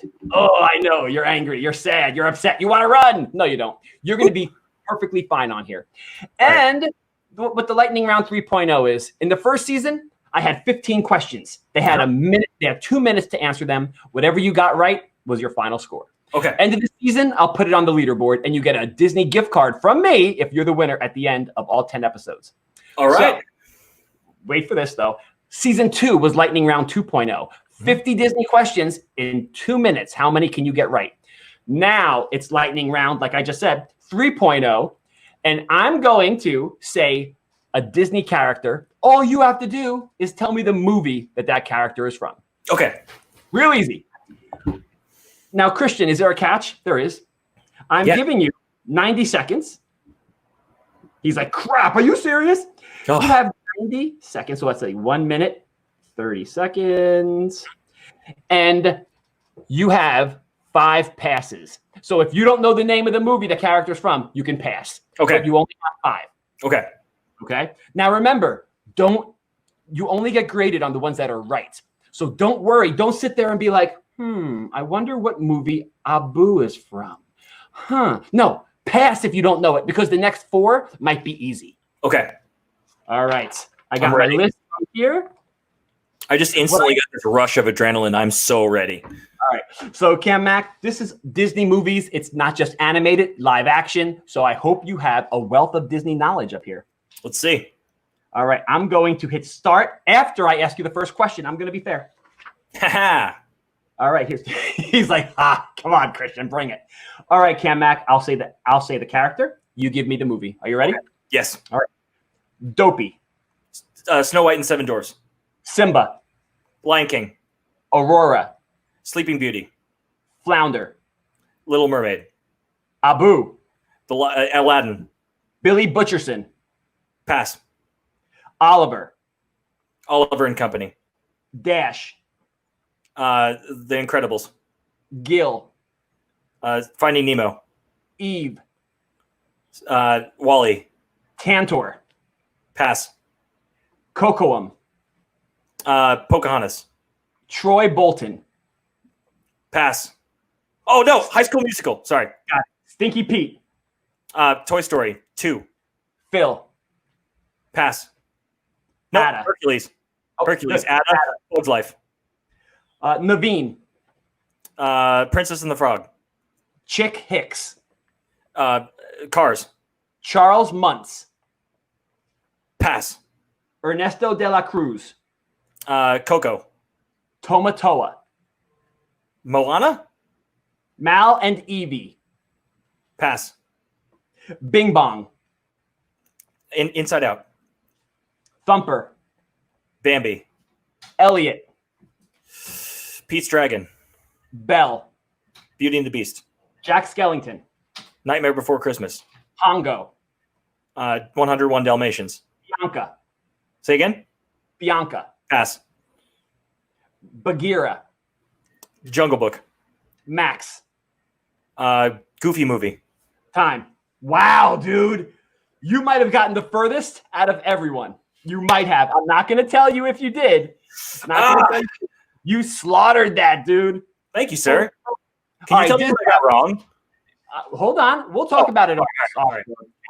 All right, DizJabberz. Cam Mack just slayed that. He smashed it. But did he take the lead in season 3? I'm not sure. Actually, I'm very sure I know the answer, but I can't tell you until episode 10, which is in 3 episodes. And then we will have the winner of the most right questions of Lightning Round 3.0. And Cam Mack, just for you, my man, the Diz fam is welcoming you in. You're kind of getting jumped in right now. Perfect. So we're all going to talk to you and ask you a few questions in this segment called Just Ask Him with Cam Mack. Perfect. So we all have some questions we all came up with. We all did homework and watched your vlogs, watched a whole slew of them. And now we are ready to ask you some questions. Now, I already asked you my 5 questions, but each of these people down here are going to ask you some questions. Now, I'm going to start off with somebody you have met already with our little segment that we did. And that person is Harumami, a.k.a. Gary. Now, let me get this off here real quick. All right, Gary. I'm going to sit back for a second. Gary, I know you have a few questions for Cam Mack. Yes, I do. First and foremost, it's been such a pleasure to do all of this with you. And that drink was delicious, which is now gone. Thank you. So I will be making more of that. But I've been watching your vlogs and total fan. Thank you so much. That's so awesome. A total amazing. Completely amazing. But she's a little tipsy. I'm very talkative right now. This is the pixie dust that they talk about for adults. Yeah. Right? Okay. So hot, spicy, a little bit painful. And I'm sorry, I was laughing the whole time through. Who wasn't? Thank you. But I was feeling your pain, but I was laughing. But I do have to say, now what? What's the next challenge? I mean, you did the hot nuts. And like, you know, what's next? Okay, so honestly, what my next goal is to do something that will really put my abilities to the test. And I think that one of the future things I have coming up is going to feature a couple of old classic challenges just to see if I can put up with them. I know there are a lot of people that failed the cinnamon challenge, but I'm thinking of trying it at some point because I really think I can do it. Oh my God. I cannot wait to see that. The cinnamon challenge. Tell all the DizJabberz out there. So what it traditionally means is that you eat a full heaping teaspoon of dry cinnamon. But the problem is that your body has the inability to fully swallow it. So what happens is you just cough it up. It does have its health risks, and I do need to wait till the health insurance kicks in a little bit at the new job. But once it takes place, I'm thinking of giving it a try. Even further, believe it or not, the same people that do the Death Nut Challenge actually have another challenge called the Tube of Terror. What? The Tube of Terror is literally a 6-inch tube full of just level 5. And what you have to do is you have to eat all of them and last 5 minutes with a full burn. So I'm thinking that as long as I like really shape up, get ready, I might get in a little better shape to do this because it really demands you to be very, very physically apt. I may go for that. But once again, if there's any challenges anyone has for me or things they've seen on the internet they want to see tried, I'm crazy. I'll go for it. Oh my God. Oh my God. Wait, but what prep do you have to do for this? Honestly, I feel like those types of spicy challenges, I've done them my whole life. I really enjoy spicy food. I would say 9 out of 10 of the meals I eat, I usually add some sort of spicy element to them. Call it stomach ulcers later in life, call it high blood pressure. But you know what? I am just going to go for it at some point. And honestly, you know, there's an old phrase, you don't have the common sense to come in out of the rain. I don't have the common sense to not enjoy some really spicy food. So I just really want to go for it. And there's a new phrase this day and age from people like 18 through 22, full send, which means you just go full send and go for it and just don't hold anything back. That's what I do in those challenges, and that's what I'm going to do going forward. Well, I'm definitely looking forward to those videos. Yes. So, Gary, before you go to the next thing, Cam Mac, listen, I want to make sure you write your will, right? All right, because dude, that thing can't be like, is it legal? Is it actually legal? And if you want, you could leave me all your hats in your will. Yeah, I want all the hats. You're going to get just this, probably like this beanie and 2 other hats, because that's all I wear, really. I'll take them. All right, Gary, go ahead. Should I have Mrs. Mac wash the beanie? I don't care. I'll throw it on. No. All right. Well, after watching many of your vlogs and many of the wonderful cocktails that you make, I'm very curious to know, what is your signature drink? Ooh. What is your go-to drink? Bourbon. Oh. I love just a nice straight whiskey. That's my favorite thing to drink when it's time to just hang out and chill. I actually talked to, who did I talk to about this? I did a podcast with We Like Theme Parks, and they were asking me what I do depending on what time of day I'm in the theme park. And so we talked about Universal specifically, but it fits hand in hand with that and Disney. Usually if I'm in the theme parks, it's a different standard that I hold the drinking to, because there's not actually really good whiskey available a lot of places in Disney. Mm-hmm.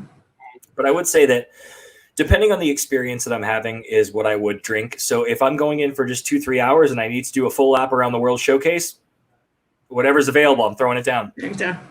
But if I'm going to be in the parks with friends, family, and I need to keep myself at least conversational for the day, it's going to be some light, refreshing beer on a hot day. Okay. Because the alcohol content's pretty low. Usually I'll, enjoy that for the day, and that'll keep me mostly sane. But if I'm just having a good time with friends, usually it's an old fashioned or something made of whiskey. I love it. Yum.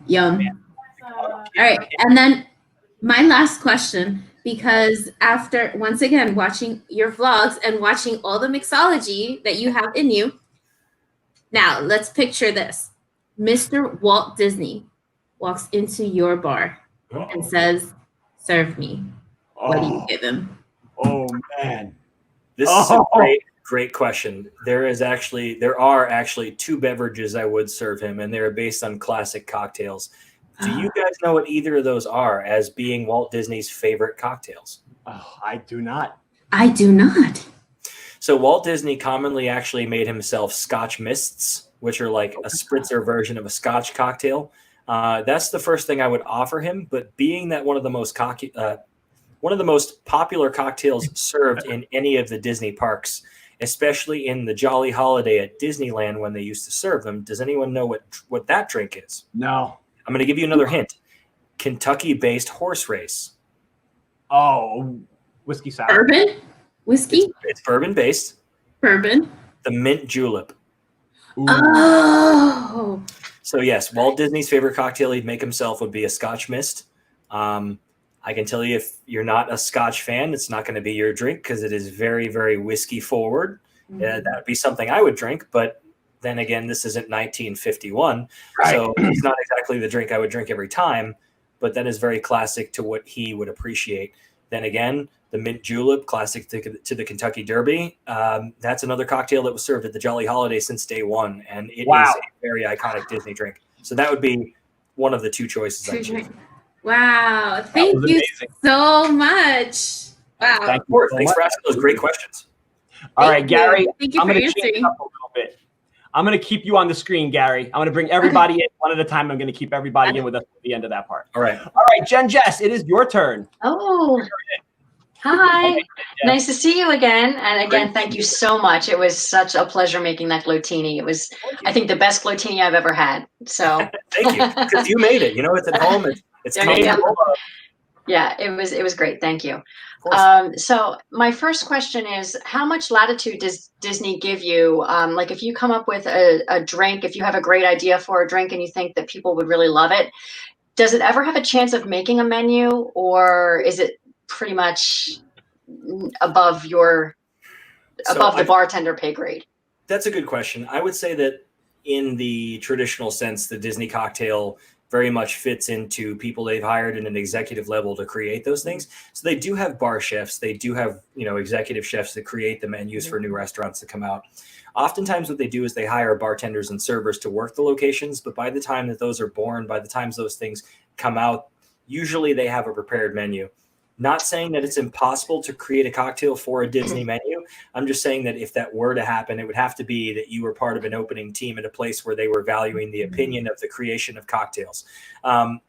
Most of the time, for instance, one of the newest Disney bars that came out was Oga's Cantina in both Disneyland, Disney World. Those cocktails were created by people that are a much higher pay grade than would be just a Disney bartender. If I came up with something and I had a really cool idea, and honestly, being that I was studying more and more and learning more and more about cocktails, how they're made and how they work, to be honest with you, I would just come up with an idea. I would tell a few guests about it, like, hey, you like gin? Let me create this great drink for you because I have this. So basically, the way it works is I kind of ask people a question or two to get them acquainted with me and what I would like to do for them. So if I ever have a guest that comes up to me that's like, hey, I like vodka. Okay, great. My next questions are going to be, number one, do you like it sweet or a little more on the bitter side? Number two, do you like it tangy or do you like it a little more fruit forward? And three, is there anything that you are either allergic to or don't like? Gotcha. So at that point, I've used the experience that I have in the mixology cocktail world to kind of understand what flavors work well together. There's actually a drink or a book called The Flavor Bible, and I was actually lended it by a friend recently, which it's super fascinating. You can get it on Amazon. It's a book that basically, if you look up any fruit flavor, it would give you kind of a thesaurus of things that would work well with. And so I've kind of over the years realized that there's certain flavors that work super well together. I mean, obviously, if you can think about the most basic of kinds, you have rum. Rum works super well with pineapple juice most of the time, right? And that's why so many great tiki drinks that you'll find at Trader Sam's will have one of those two things, if not both, rum or pineapple juice, right? And so you got to find those like basic symbiotic ingredients to work well together. And once you figure those out, you can make cocktails out of them. And usually, because it's so hard to get your drink on the menu in a Disney restaurant or bar, you just got to build your regulars. And honestly, like, it's so hard to think that these people, millions and millions, come to these restaurants, resorts, parks every year. You will have people coming back asking for something that you've made for them. And oftentimes, maybe it's not something that's on the menu, but it is something that you remember someone by their face, where they're from. And guess what? It's surprising how fast those recipes come back to you. Oh, that's great to know. Now, because you're part of the Diz fam now, I feel like you can share your secrets. Are there any are there secret ingredients? Like, I know that you've vlogged different recipes from around Epcot and everything. Are there any secret ingredients that bartenders hold back and say, oh yeah, these are all the ingredients for this drink, but really there's a little splash of something just to make it truly more Disney when you're there? So that's an awesome question. I've been asked this a bunch of times. I don't think that there's anything that bartenders usually hold back as far as ingredients are concerned, because if you have someone that's allergic to things, usually if you have a pretty bad allergy, you're going to be pretty vocal about it and tell me, are you allergic to gluten? Are you allergic to nuts? Are you allergic to this? Because honestly, if I held back an ingredient, let's say it was like Di Serono, which is an amaretto, the brand amaretto, it's a hazelnut / almond liqueur. So if I put something in a drink that, like I just made and didn't tell you about it, it might be dangerous. That's just like the first initial reaction I have to the question. But when it comes to ingredients such as themed ones, honestly, all the recipes I use, you can probably find some variation of them online.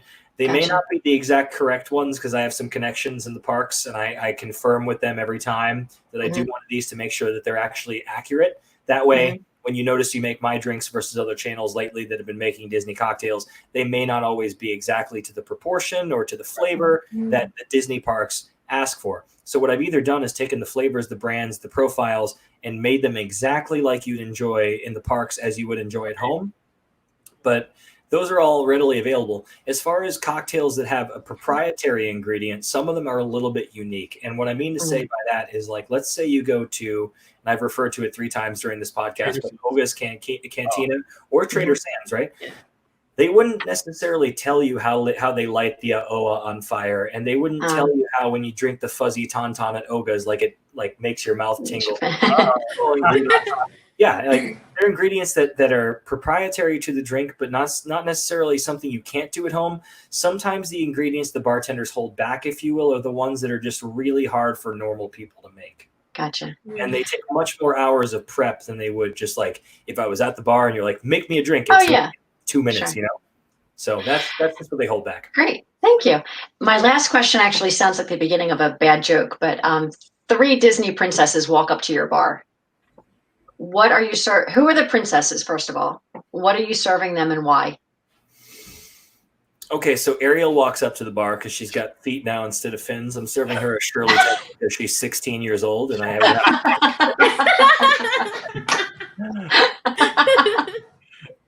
let's see. Megara walks up to the bar. I serve her a beer because it's one of the only things available in medieval style Greece. Look at him. He's going real There you deal. go. All right. There you go. Created beer 4,000 years ago. I'd like to think sometime in the old, ancient Greece, that's probably something that would be readily available, or wine.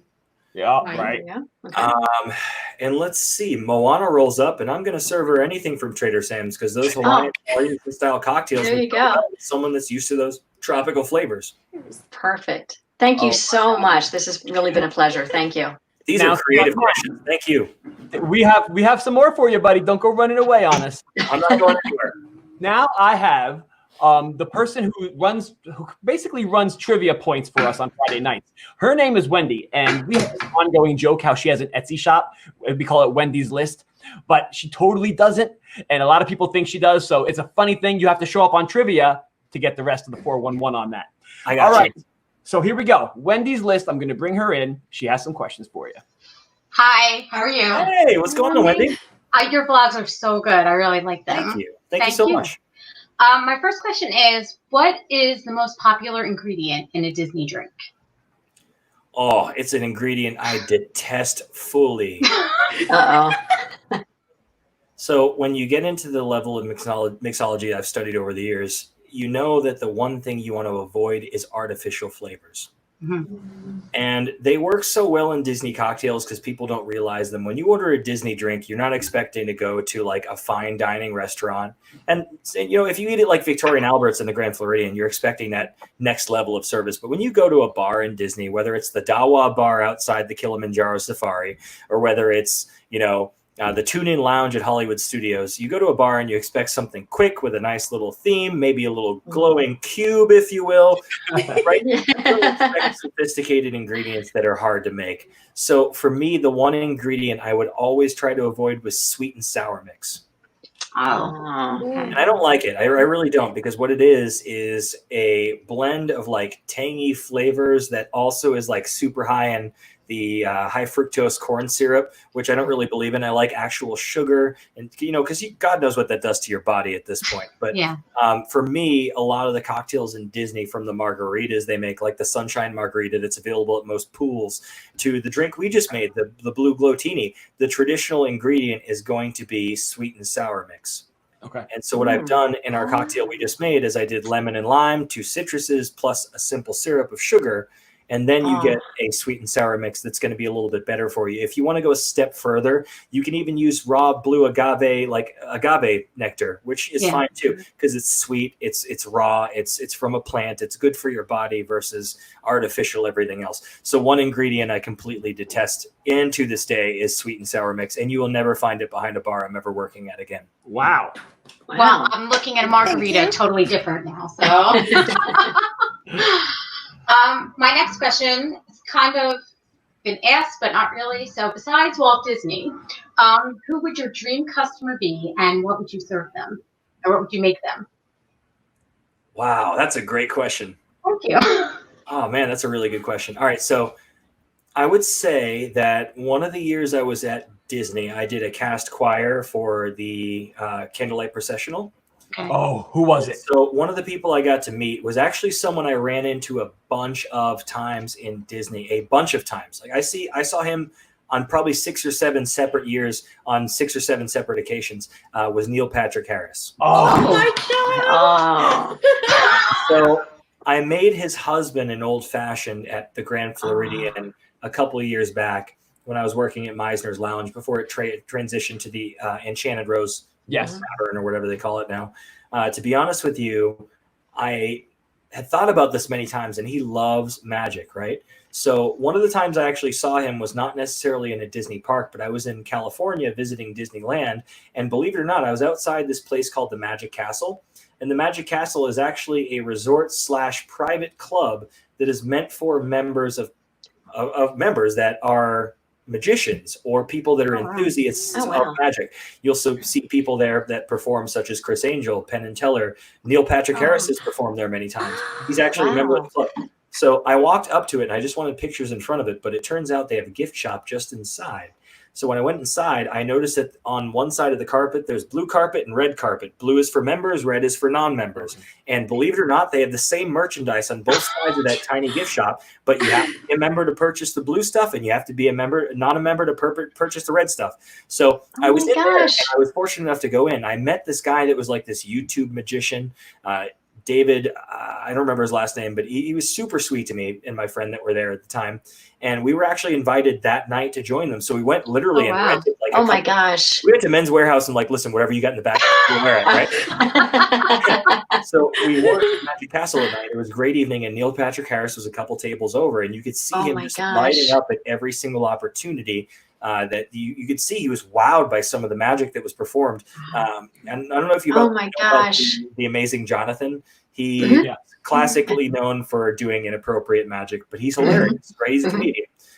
But everything that was like just an amazing trick that he'd brush off as a joke, Neil Patrick Harris, you could see his expression. I was watching him more than I was watching the performance. But I think if I was to prepare a cocktail for anyone that's notable in the Disney family of people that visit or great guests, I would love to make them a drink with some sort of element of magic, like the Conjurita, where it changes colors. But I would want to use all my experience to build up a drink that I would like. He'd have no idea how it's done. Yeah.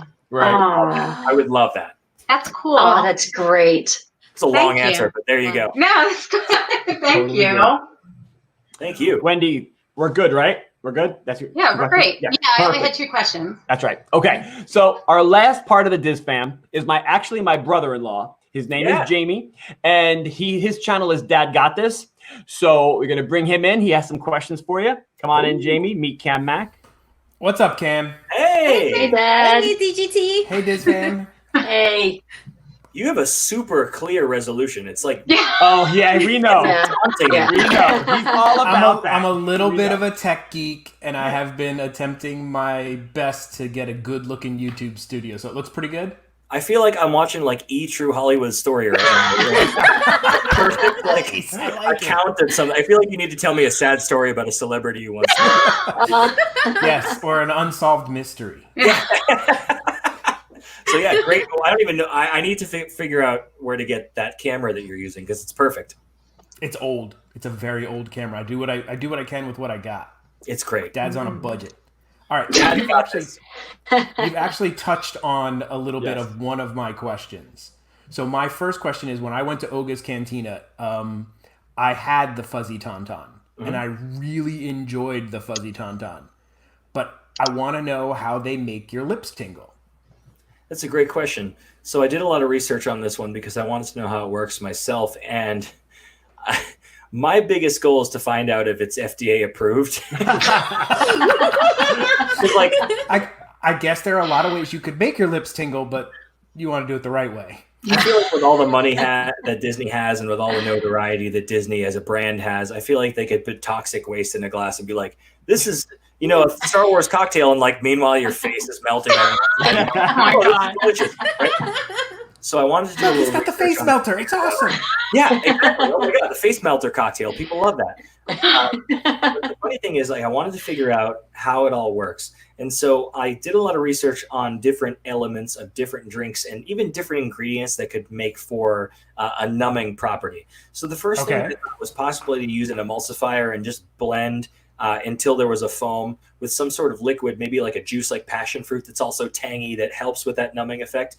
So I actually tried this many times myself, and I'm not kidding to say that I actually used ingredients like baby Orajel. You know, I'm kidding. Like, I'm not kidding. Oh my God! You went hardcore, man. Oh, I sure did. So if you think about like the different things that would numb your mouth, like think that the first feeling. I used some Novocaine. I went and I got a dentist. I know a dentist, and he gave me some Novocaine.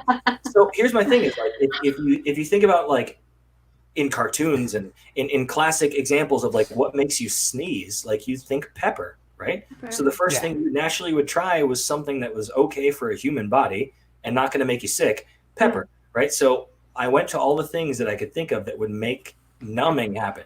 So the first thing I did was I crushed up a whole bunch of like seeds from hot peppers, but that just made it unpleasantly spicy. And so it was numbing. Yeah, because it's not spicy. The drink's not spicy. So what it is, believe it or not, I did a little research in the deep, dark corners of the internet, and it turns out that in Las Vegas at this one bar that was attached to Gordon Ramsay's restaurant. I can't remember the name of the bar, but basically there was this drink that you drink down. It's called You Donkey. You Donkey. Is that it's probably it's called All Bleeding Hell. This food's terrible.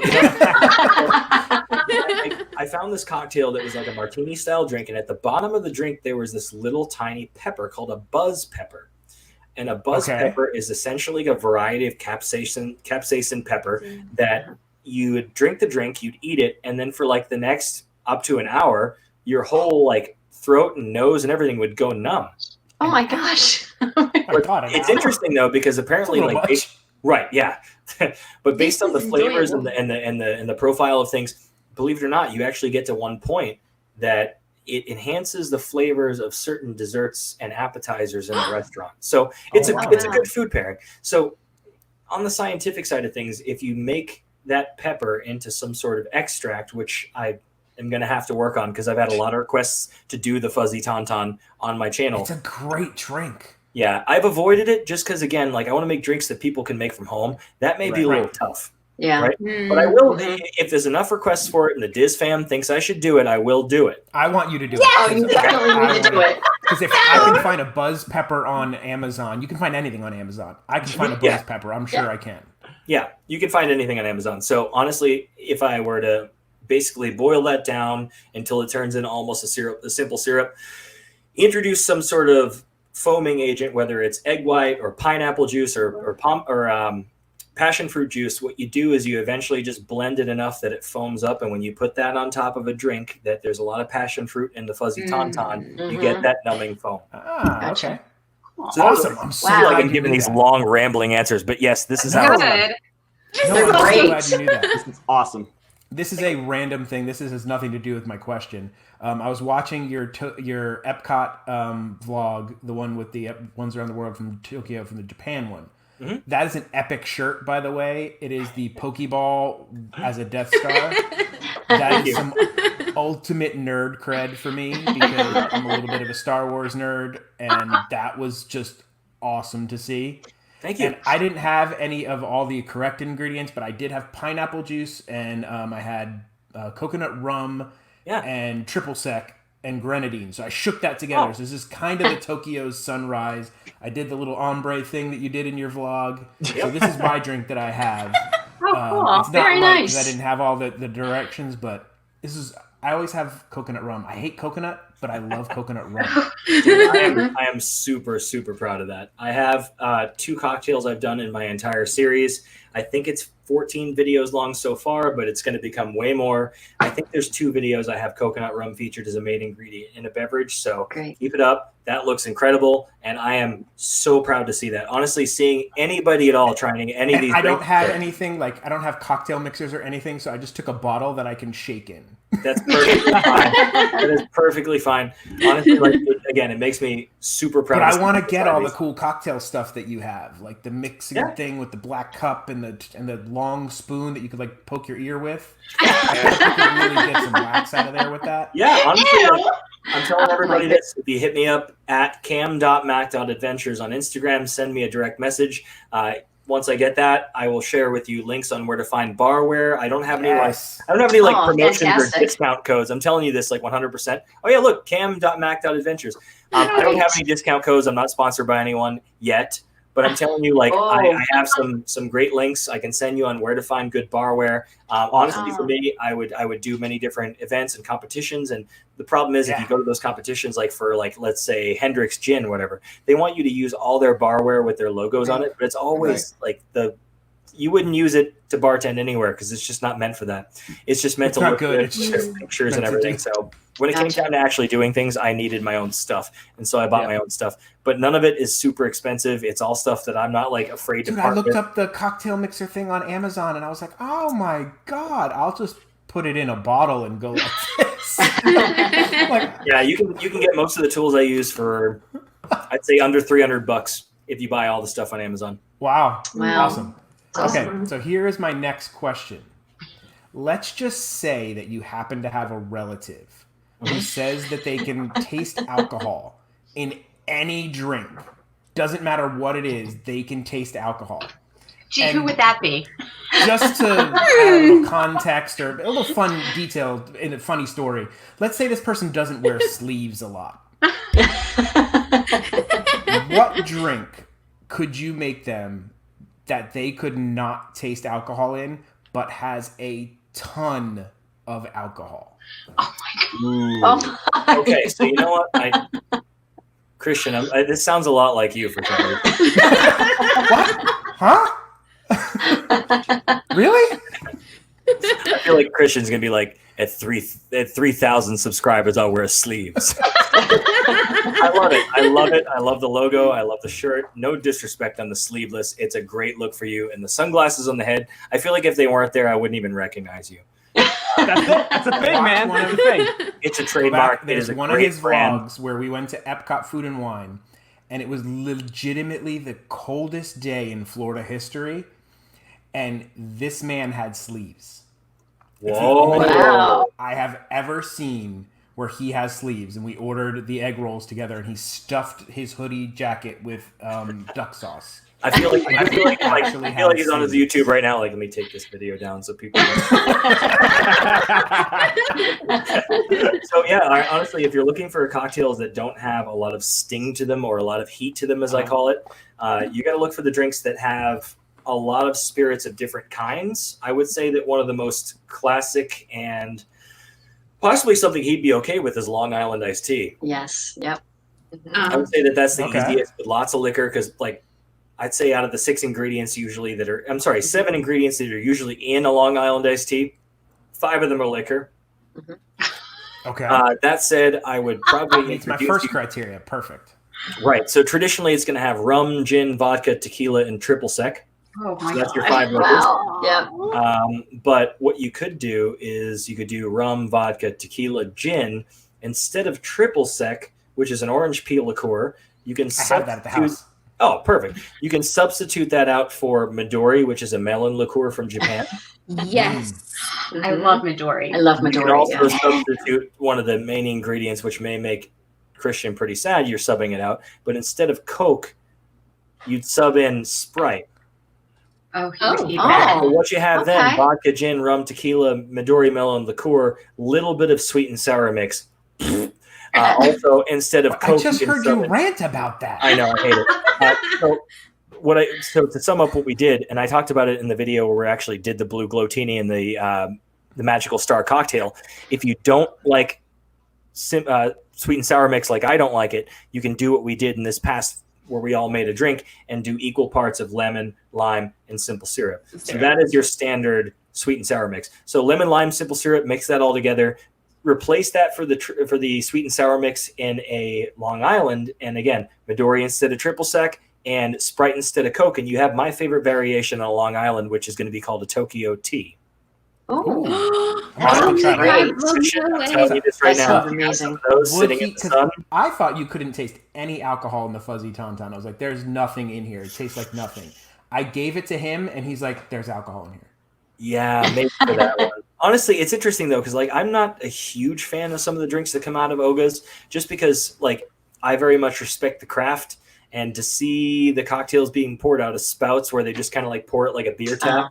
Ooh, yeah. It's missing the art for me. I like the art form. Yeah, there was no bartender flair to it or anything. Right. It was just Cocktail here's your with drink. Tom Cruise flipping the bottles around. I don't flip Oh, I any love bottles that around. movie. I must 'cause watch that like movie a I'm billion super clumsy, times. as you probably saw earlier. Like I dropped the top of my shaker because I was like all over the place. You'd be surprised how many like cut I have to do like in my videos. But honestly, I know. Trust me. I mess a lot of stuff up. Yeah, it's okay though. Like I got to tell you though, like I would say for some of those drinks, they are pretty alcohol forward, and I don't blame Christian for tasting it. But my challenge is for him to come out to a bar I'm working or make a drink for him. 'Cause I will not eat until I have a drink that pleases him. And honestly, as long as he was being genuine with what he said, the blue glotini today he actually enjoyed. Mm-hmm.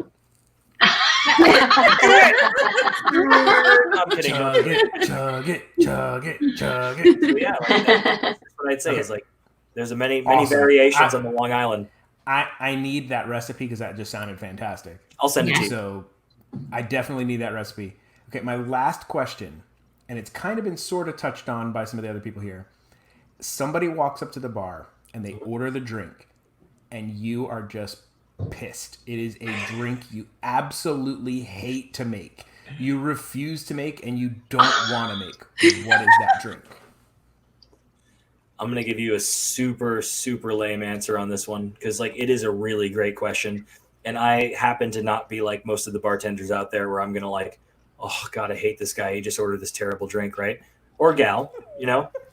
My least favorite drinks to make, I would not say are ones that are specific drinks.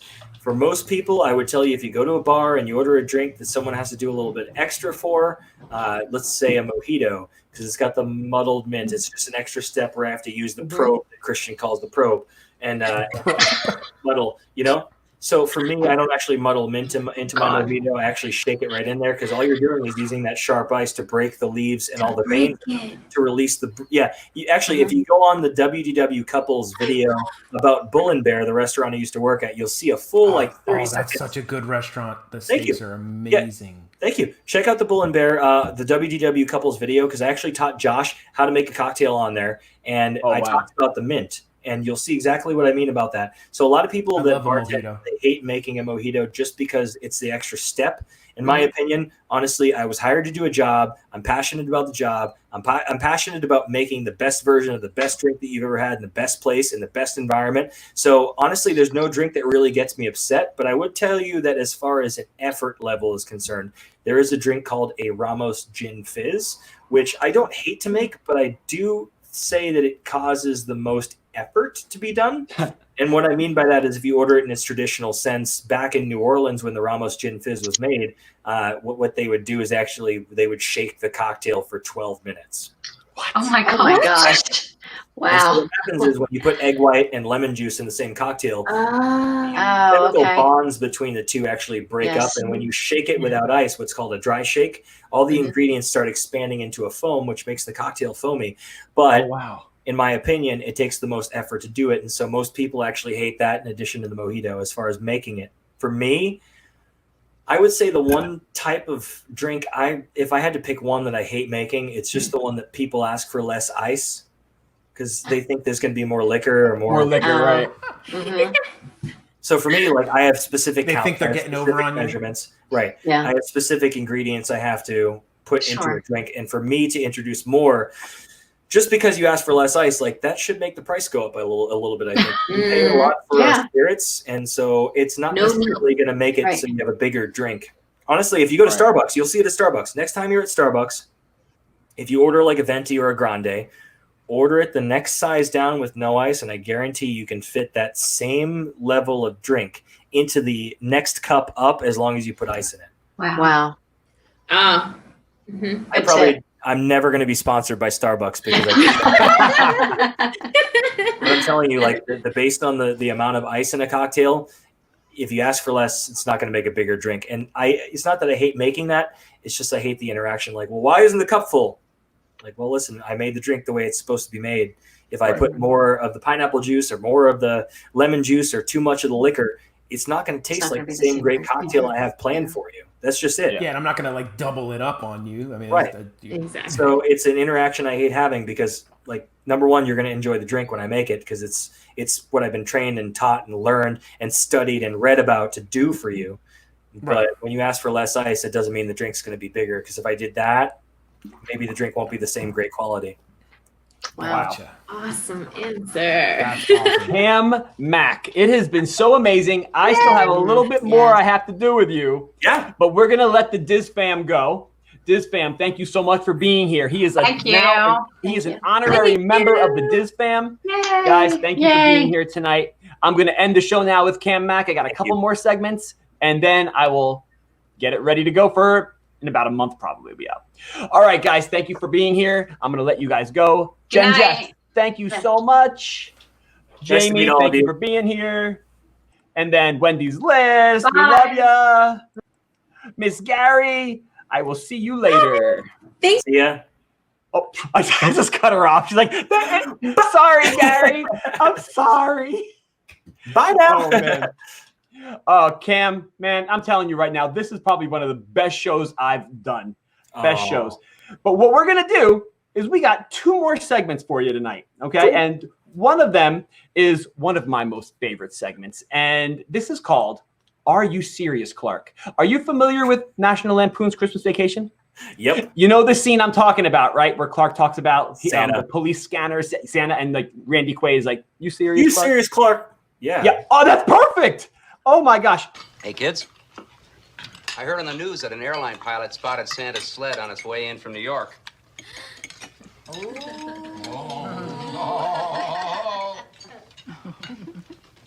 You serious, Clark? Well, guess what? This segment doesn't have to do with vacation, but it kind of has the same kind of twist on it. Like, are you serious, Christian? Are you really going to make me do this? I am, Cam Mack. Okay. So here's what's going to happen. I'm going to put you in a scenario with your favorite characters. Okay. Okay. And you're going to have to find a way to justify or answer or talk your way out of something. Okay. Using the 3 phrases I have that are in purple. Okay. You don't have to use them in the same order, nor do you just have to use them by themselves. You can add as much to you as you want to it, but you have to get out of your situation. So let me show you the first one. Done. Cam Mack, you are a finalist for Disney Bartender of the Year.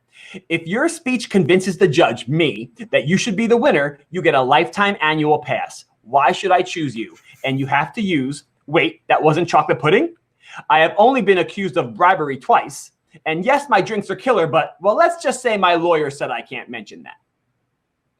So give me your speech right now. Why should you get this lifetime annual pass? Well, yes, my drinks are hypothetically killer, but if you don't choose me, then I'm sure that this drink will actually kill you. But, well, let's just say my lawyer said I can't mention that. Okay. How's that? Is that a good example? Perfect. Go on. But you got to use all 3 of them. Okay. And I've only been accused of bribery twice, but I'm telling you, this is an offer you can't refuse. Okay. Wait, that wasn't chocolate pudding. What were you enjoying beforehand? I'd love to make a cocktail that pairs well with your dessert. Very nice job, Cam Mack. I'm not going to pick you. I'm going to pick that other wacko over there because he likes to use that, what do you call it? That sweet and sour mix? Yeah, sweet and sour mix. Oh, guys, that mojito. What did I drink? I ain't drinking mojito. The Glotini. Blue the Glotini still got me off. Woo! All right, no, Cam Mack, seriously, that was great. Now let's see if you can do this next one. Yeah. Edna Mode and you are on a date. She always says no capes, but you're trying to convince her that capes are a thing for superheroes. What do you say to convince her? And you have to use, you can totally blow your nose in it. In fact, I wear capes at night when I'm alone, and just a cape. And ain't you a short little shot of vodka? Well, Edna, I invited you out on this date, and ain't you a short little shot of vodka? Well, let me tell you the first thing about capes. You can totally blow your nose in it. And if you get cold, it'll keep you warm. Matter of fact, when I am at home alone, I like to wear capes. And only capes. So Mic drop. come on over and I'll change your mind. Oh, snap. It's just got crazy. It just got crazy with Cam Mack. Cam Mack's crazy adventures. I'm going to put a little sticker right there. Are you serious? All right. Am I serious? Yes, I am. And this next one, you might be saying, crap, I shouldn't have been on this show tonight. Here we go. This is the next one. Moana asked you to chicken sit Hey Hey. You were practicing some new drinks on him when he just squawked, keeled over, and died. Moana will be very upset and probably take your bartending license away if she finds out. What do you say? And here's what you have to use. He was saying some crazy things before he passed out. I guess we will never know how far he will go. And why am I suddenly in the mood for McNuggets? Man, listen, Moana, I'm hearing. Yes, I'm Moana. Go ahead. Moana, I'm hearing your concern, and man, I can't get over it. Why am I suddenly in the mood for McNuggets? I know that has nothing to do with it because like he's a chicken and I sure as heck shouldn't be eating something made of chicken right now. But like he said some really crazy things before he passed out. And listen, you know, he told me that he could drink a whole lot. And I asked him how much. He was like, hey. So I guess we'll never know how far he will go. Oh my gosh. That is awesome. Cam Mack is killing it. He's got 2 more. He's like, oh my God, this is crazy, Christian. I've never done something like this. This is great. I love this idea. Let's go to the next one. The genie came into your bar lit like a Christmas tree. Oh. He is your best friend and you want to make sure you stay friends and he doesn't get arrested like last night in his drunken stupor. How do you talk him out of the bar and into an Uber? Now, you have to use, did we ever get to finish that mission on Call of Duty? All I am going to say is Jasmine was definitely a hottie. And can you just snap your fingers and turn me into a donkey with a candy bar head? Ooh. Okay. So now the genie wants more drinks. You got to get him out of here. He's going to get you in trouble. Listen, Genie, I know we're both pretty lit like a Christmas tree. All I'm going to say is that Jasmine was definitely a hottie, so I completely understand why you got arrested. It's fine. Things happen like this. But we need to go home because did we ever finish that mission on Call of Duty? Because if we didn't, we should totally go there. And you know what? Just thinking of crazy ideas, I think you should snap your fingers and turn me into a donkey with a candy bar head because I think that would be pretty awesome. And you know what? If you did that to me, you'd never have a friend like me. Wow. Think about that, man. That was like mind-blowing Disney-ish. I loved it. It was improv. But now, Cam Mack, the very last one for Are You Serious, Christian? We just renamed it. Wally comes over to your place. He needs a place to hang out because he was leaking oil all over the house and Eve kicked him out. He asks you for advice if he should go back to her. What do you say? Now you need to use, dude, look at Baymax. He doesn't need a chick, right? I have watched Hamilton way more times than any person should have. And tell Eve you are tired of her leaving the seat up. Well, listen, Wally, I know you normally don't use toilets, but I think it's important that you try to figure it out because Eva's going to get really mad if you keep leaking your oil all over the place. We all get excited. But, dude, look at Baymax. He doesn't need a chick, right? He figures out where to put all of his oil. And tell her that you're tired of her leaving the seat up, which you can put up yourself if you really need to once you learn how to use a toilet. And you know what? Just to keep us busy tonight and give Eve a little time just to kind of get over the problem, I've watched Hamilton way more times than any person should have. So let's watch it together, and I can quote it a few times. We'll have a grand time. And you know what? God. We'll bring this earth back to where it needs to be. Cam Mack smashed this segment. Smashed it. I mean, he smashed it so much, he renamed it. Are you serious, Christian? Woo! Oh, man. Cam Mack, we are slowly coming to the end of the show. It has been amazing, an honor even, calling you my friend. I'm lucky to have you here, man. Lucky to be One more thing. Appreciate it. One more thing I need to do, though, is called Famous Last Words. Now, what we're going to do here is I'm going to show you a list of like 8 things where these are basically going to find out what your favorite things are. Okay. So let's pretend every one of these things, which I'm going to show you right now, this is going to be the last time you can have any of these or buy anything or see them. So what would your last Disney meal be if you can never have it again after this? Okay. Let's start with, what do you think? Should we start with 1 or just something unorthodox like 6? You want to start with, let's go with 6, man. Go ahead. Last character you can meet. Who's the last I can meet? I feel like the last character I would want to meet would be Jack Skellington, just because if you have not met him in the parks during the holidays, he is easily #1, the coolest character to see. Oh, wow. And I would say that for the fact that he doesn't come out until like the 2, like Christmas and Halloween. Yep. So personable and so funny to meet. It's such a unique meet and greet. And if you've not met him before, you definitely need to.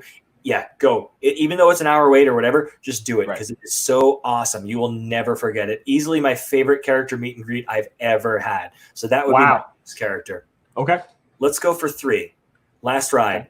I would say Rise of the Resistance because, like, you know, there's 7.2 billion people on this planet. I think only 1,000 people have ever ridden that ride because it's so freaking hard to get onto. And it's straight through even, just to get on it straight through.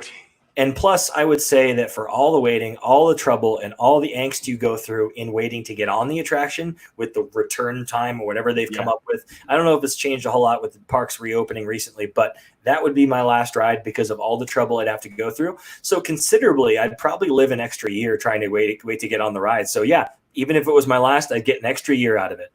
Awesome. Let's see. Last park. Let's go with 7. Last park I would visit would be Epcot, but only if they put on a special performance of Illuminations for me.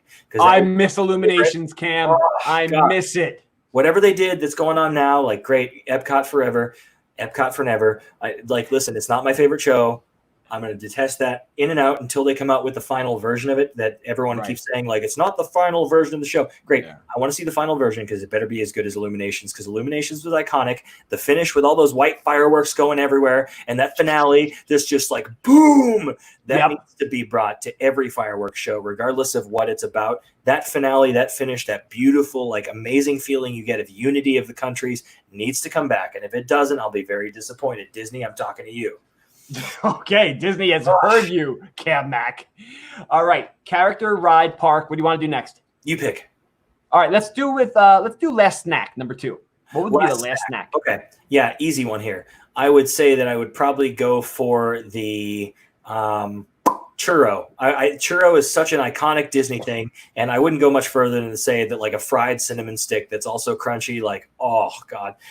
I don't traditionally enjoy them every single time I go to the park, but the reason I don't is because I want to keep that sacred. I want to keep it as a beautiful thing. And man, if I get a nice, hot, fresh churro, I will devour it, and I will not. A lot of people, man, a lot of people on the show jump to the churro, and I'm like, no, cheeseburger spring rolls, or the Cheshire cat tail, and or the Tigger tail. Right. The Tigger tail is pretty close too. It's a good one. It's orange. I haven't had that one.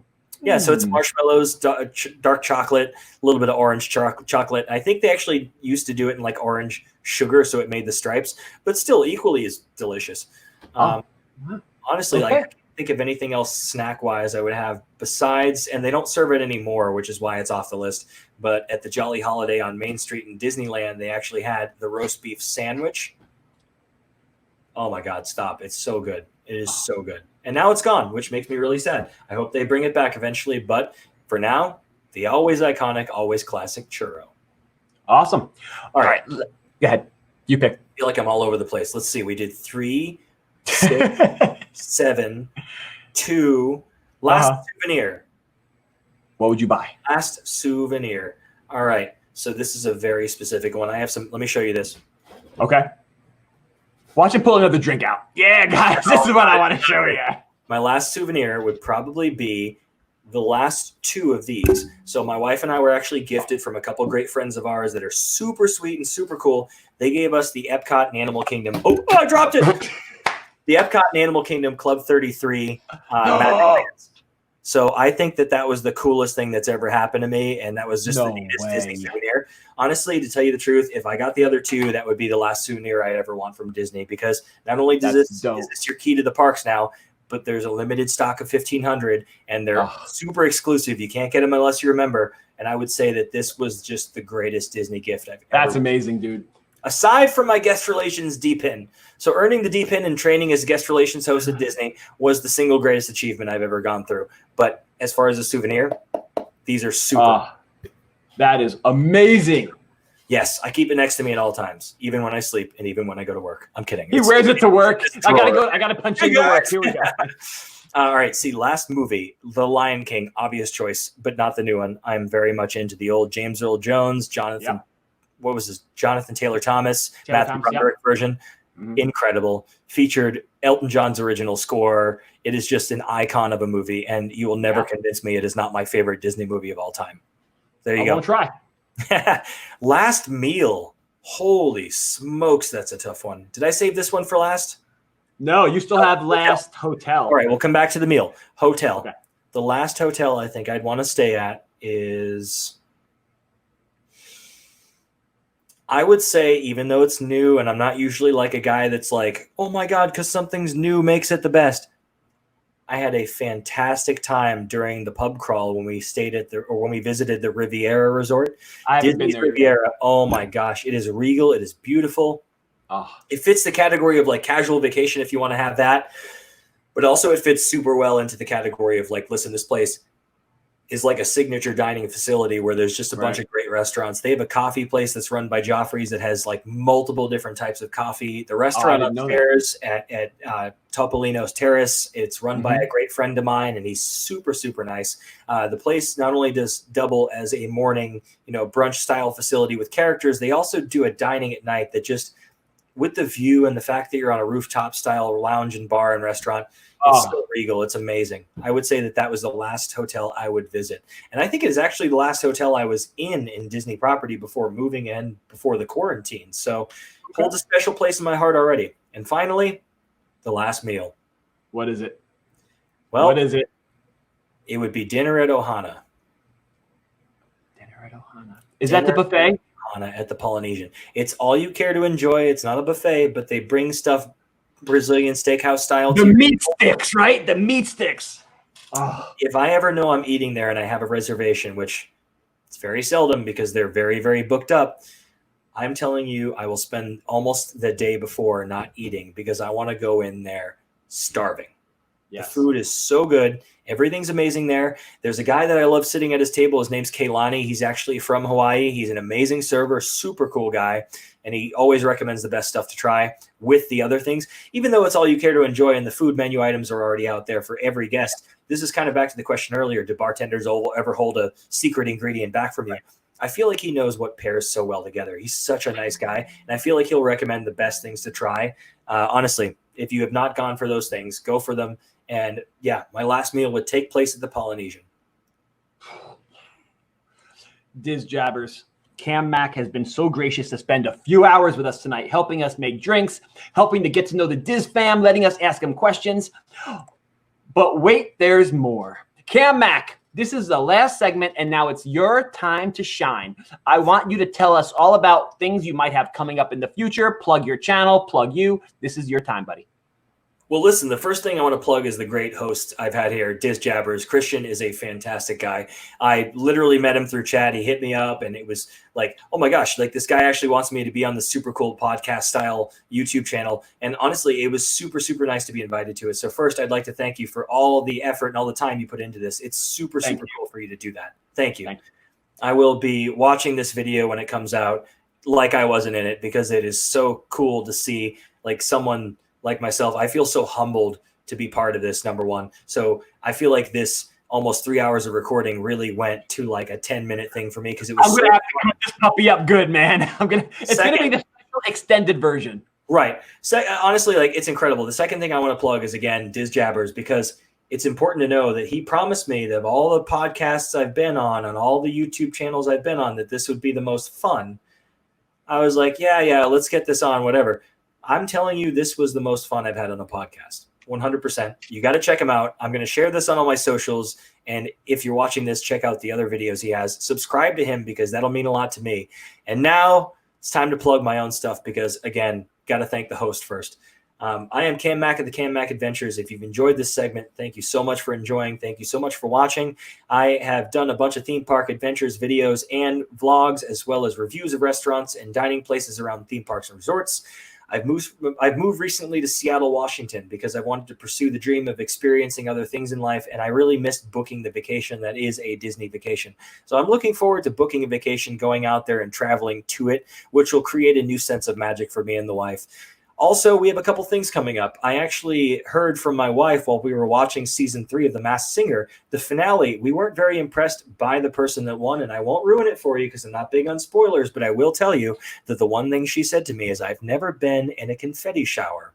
Well, guess what? One of the videos I'm putting out soon will actually feature me buying confetti cannons on Amazon and shooting them at her when she least expects it. So I'm going to scare the bejeebles out of her, and it's going to be hilarious.